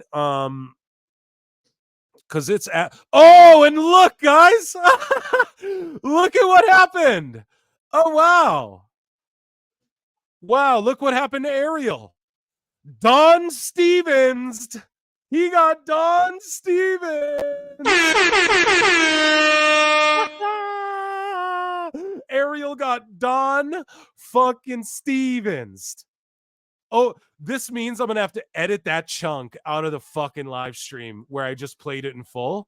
Maybe not, though. But fuck you. I will, Don Stevens. Hey, I'll edit it out. Because everybody knows. Too late. You aired it on your own TV. Huh. Weird. You aired it on your own TV, but you don't want Ariel Helwani showing what happened? Huh? And Ariel showed it stacked up with his own content. So you just pulled down the MMA Hours content on Ariel Helwani's fucking Twitter? Huh?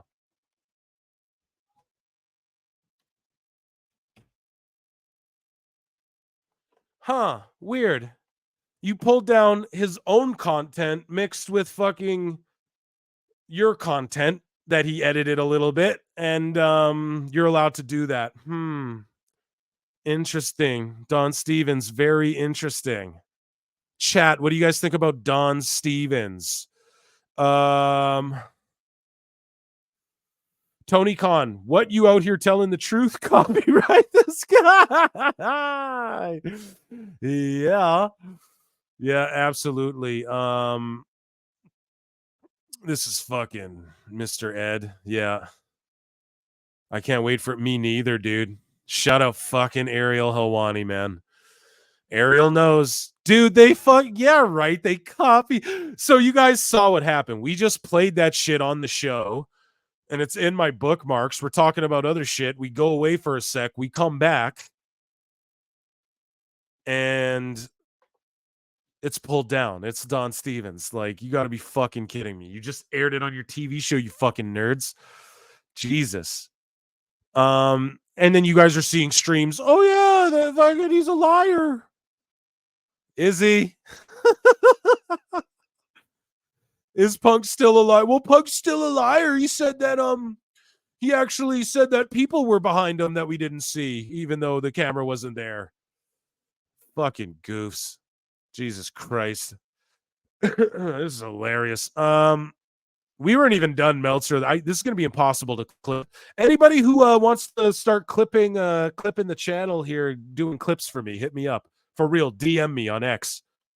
And anyone who's like, yeah, I'll fucking work with PWT and, you know, want to clip shows, and that's, if you know how to, you got to know how to do like Premiere Pro and Photoshop and that type of shit. And hit me up, please. It'd be awesome. Or if you're like young and want to learn, I can teach, you know.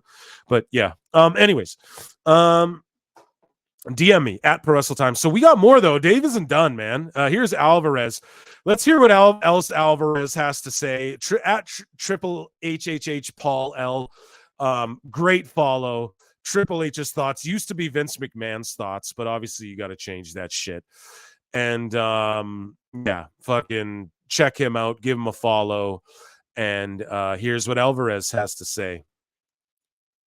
Continuing on about just, this is different. This is his thoughts on like what will it do for AEW to play this footage, right? So we now know they're done, they're toast, they're cooked. And the other thing is, I people have asked about this. Well, if whatever, it's 9 as it pertains to Khan. And Tony Khan is the guy that I feared my life. Anything in that video make anyone, man, woman, or child in the chat go, I would have feared for my life. Not like, yeah, it was scary, bro. Like, Joe freaked out. Like, that dude's a scary dude. What are you, like, not even like that. Not even like, yeah, I was actually shook. I was actually scared because Punk really wanted to kill the guy. It seemed like, okay, we all have fear. No one's saying none of us have fear. Fear for your life? Anyone in the chat, would you have feared for your life? Anyone in the chat? No? Ouch, my ears. Is that me? Sorry, I'm fucking snapping. I'm snapping, Woody Allen. You're new here. You got to learn these things. Why does Alvarez have such... I think he's like a guest on someone's show. Hell nah. Yeah, good. Yeah. Here we go. Let's keep playing this. But like, yeah, it's Samoa Joe broke up the fight and wasn't scared. Yeah, he's a big, thick Samoan dude, you know? He looks like my uncles. You know what I'm saying? Like, they ain't scared of much. You know what I mean? I ain't Samoan, but I'm Aboriginal, and that's, you know, same shit, different part of the world, pretty much. You know what I'm saying? Here we go. Which, of course, you know, CM Punk ridiculed that for the most part on the Ariel Helwani show. And my belief, I don't know this for sure, but my belief is that was separate from what happened with Jack Perry. I don't know if it was like in a different place. So what does he say? Hold on. I don't know this for sure. Fueled that for the most part on the Ariel Helwani show. And so he's trying to say that like the Tony Khan Punk snapping on Khan happened like separate of the Jack Perry shit. Nah. It was all right in the same 5 feet? I don't know. I presume they must have footage of that as well, unless it happened to be in a place where there was no footage. But, you know, are we going to see footage of that as well? Because I think that if they only show a quick skirmish between Jack Perry and CM Punk, whatever it was that actually happened, if they only show like a quick shot of that, and there's like no danger whatsoever, like Tony Khan isn't even close to them, nothing happens, then you know, people are going to be all over that. Like, see, this is what he's trying. I feel like him and Meltzer have already seen the footage, and what he was trying to do is paint a narrative like, oh yeah, if Tony Khan's not even near it, then people will be all over that. No, dude, the like he was right next to it. So the idea is like, oh, well, Tony Khan was right there. Like, wouldn't you be scared? That's what they're going to say on Wrestling Observer already. So we already know what these fucking cucks are going to say. That's right. I called them cucks. Like, that's what made you fear for your life. They will be ridiculing him. So, we are ridiculing him because that's what made you fear for your life, Tony Khan. It's the same thing, Alvarez. You fucked up. Oh, I just don't know what the positive is of any of this, but you know. And the other thing is, not one fucking positive, man. Not fucking one. Not one. This is hilarious right here too. This era. Okay, so I mean, I got another Meltzer thing here. I got their cucks. Yeah, fucking whatever. Callis calls them that shit. I'll call you a cuck. Fuck you. So YouTube's like, bro, we love you. You know we love you, but you gotta watch that shit. Okay, I got like 2 more to share with you guys. One of them's way off topic. But I just want, I guess, the chat's thought on it and everything. So Dave Shearer, we covered on the other. So, okay, Dave Shearer is like a reporter. And so what happened, we talked about it earlier on the show. What happened was this guy, so this is the Dave Meltzer dummy moment of the fucking week. Another one here. Do you guys want the fight? We'll play it. I don't care. We'll play it. We'll play it. You guys, I know what you're here for. So here's another one, man. And what happened was this Dave Shearer guy, he tweets out at Dave Shearer, here's today's edition of why Dave Meltzer is a clueless douche who has no social skills and must have a small package because he can't ever admit when he's wrong. He knows the whole story in his mind, but never reached to Mike PW Insider to see if it was true. # clean your office. Boom. So we covered on, I think, the last show or this show, I don't quite remember, how Meltzer said that I said Mike Johnson, but I think it was Dave Shearer actually. But just how Meltzer said, like, so this guy, what had happened was he wasn't at the media thing, and then Meltzer was like, yeah, this guy wasn't allowed or whatever. And then fucking, okay, yeah, it was Mike Johnson, I guess. Sorry, but he says, so what had happened was Mike Johnson tweeted out and was like, so Dave Meltzer goes on a show and says, this Mike Johnson should have been at the fucking media or whatever. And then Mike Johnson tweets out and goes, Dave fucking lied and told everybody that I wasn't allowed at the media scrum. He's like, but I went home to sleep for fucking night 1 because of whatever. He's like, I didn't sleep forever. So after night 1, I fucking chose to go home and sleep. And WWE was actually calling me and asking around where I was because I was supposed to be at the press scrum. And you're making up lies about why I wasn't fucking there. And basically this guy just called his ass out. So then the next day, Mike Johnson goes on to go, Dave Meltzer told me I should have come to him instead of writing something about what he stated about me. So just like what happened was Dave Meltzer stated some shit publicly on his fucking like news show about Mike Johnson. And then when Mike Johnson at PW Insider addressed it and said, Dave, I was there. I wasn't revoked a media pet or whatever. Like I was catching up on sleep and fucking whatever. And WWE is asking for me, Dave. There's a reason you're not in there, Dave. Don't fucking try and shit on me because you're not allowed in there.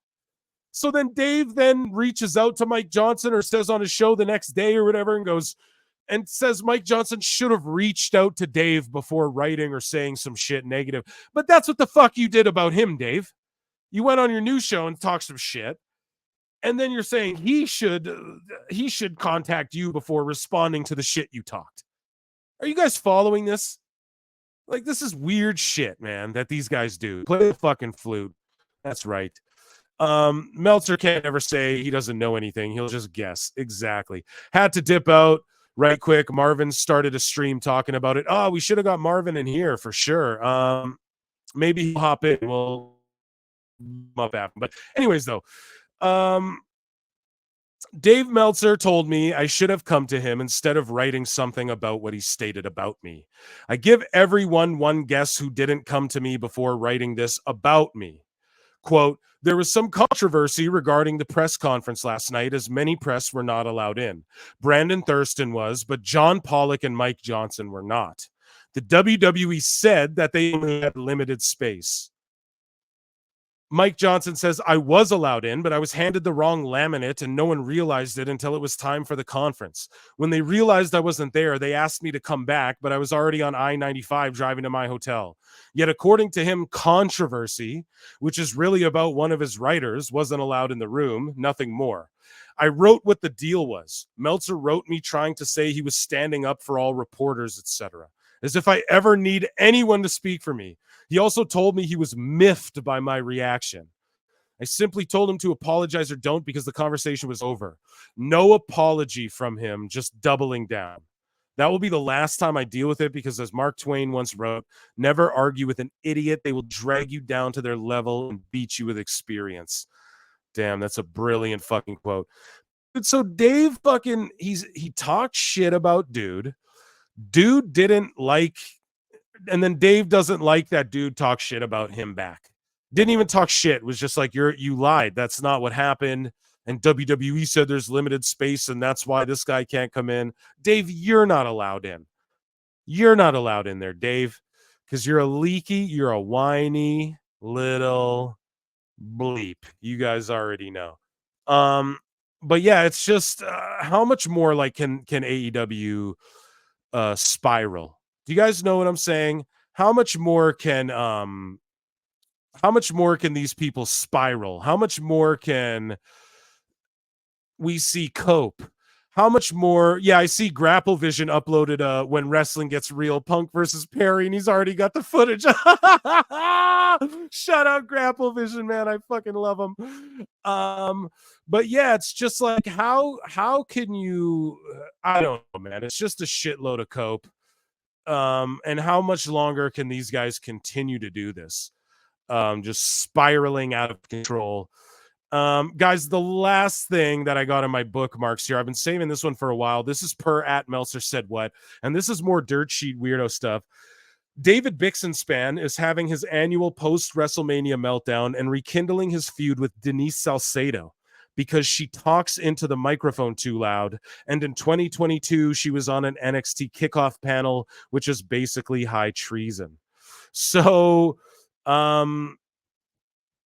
I don't know, like she made it to it. This is Bixenspan versus Salcedo. Now, I just want your guys' thoughts on this.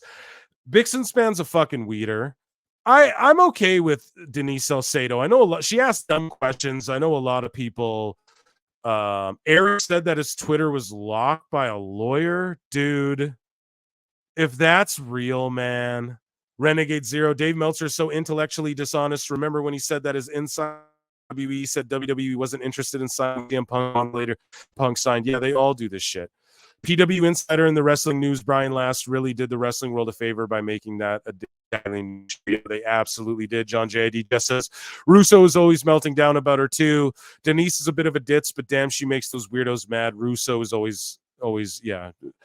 You're right. And you know, I don't have hate towards her. I won't give her any hate. But yeah, so Bixenspan, he's a fucking weirdo, but here's just him going off on Salcedo. So at David Bix, I'm sorry, I don't care that you enjoy hanging out with her at pay-per-views. You should beg her to learn how a mic works and stop yelling into it every fucking time she asks a question at a press conference, giving me a headache. I literally have to mute the TV to avoid physical pain. I'm not fucking sorry anymore for saying that WWE was trying to fucking manipulate her with the NXT pre-show booking. Okay, come on, man. Fucking, one person at Fightful likes WWE and you're mad, Bix? I didn't say it would work. I said they were trying, and all you fucking brigaded me because you like getting pizza with her. Fuck you. So he's talking, I think, more about the media and the people there, because like I don't get pizza with I would, but I don't. So he goes on to say, never mind that. Then she turned out to be a narcissistic fucking weirdo who accused me of trying to ruin her life. Get over yourself. Okay, I don't know about all that. And then here, so she was on a kickoff panel, I guess. This was in 2022. So Bix rekindles this shit after this past Mania. Stop fucking yelling into the mic when Denise is asking a question, obviously. You've literally been called out by talent for doing this mid-press conference. I've heard stories of audio techs complaining about how tough it is to mix the show she's done commentary on. This is not a... Well, just fucking stop. Yeah, chat. What? Well, here, hold on. Does he have more here? Yeah, I fucking love this energy, but who are we talking about here? Rhymes with Sinise. Sinise Salacious is a good job name. We talking about the one who puts the stink into instant culture because she absolutely sucks at her job. That person, yes. The one who Cody begged to not yell until the presser when she was wearing headphones. I don't know. I yell a lot. Yeah, boo-hoo, Bix, your whittle ears. Yeah, I don't know. Salcedo, I get it. She sometimes will ask like dumb shit, like when she asked like Big Show about Bray Wyatt and stuff, like just the awkwardness and the way she did that. Yeah, and I get it. Like I saw Vince Russo do a video where it's her and Sap doing this bit. They're trying to do a bit, and it's so hack and unfunny where like she's speaking Spanish and then like Sap understands it, but then mutes her, and then it's so hack and cringe. Like I was literally douche chill cringing watching the Russo coverage of it, but like who cares? You got to let people try their things. And Denise, I always thought she was okay. I mean, people simp over her. The marks simp over her, so she's good for the business in that regard. But yeah, Bixen Span having a full meltdown, like, bro, stop being clearly jealous that you're not the one allowed to ask questions on the mic because people think you're a fucking weirdo. Do you know what I mean? That's obviously what it is, bro. She's a girl. Chill. You know what I'm saying? SRS the hack. He steals all of his stuff from Tom Kalu. He'll just say we're obsessed. So I don't even like talking about this guy. Yeah, damn Bix, can you stop fucking whining? She asks stupid questions, but most dumb questions. But to be fair, most of them do. Exactly. They all do. They all fucking do. It's what they all do. Wrestling Russ trying to send a link. I'm not sure what you're referring to, my good partner. But yeah, that's hilarious, man. And yeah, people are posting the footage. I'm sure everyone's going to get Don Stevens tier over the next day. We're going to see a lot of people posting, oh, this got pulled down, because this shit's posted everywhere. Oh, Bleacher Report Wrestling can post the whole thing. So they just pulled Helwani's down and got a lawyer on his account. Look, I got it right here. So Bleacher Report's allowed to share it. Oh, owned by Warner. Huh. So they're allowed to share it, but Ariel Helwani isn't. Huh.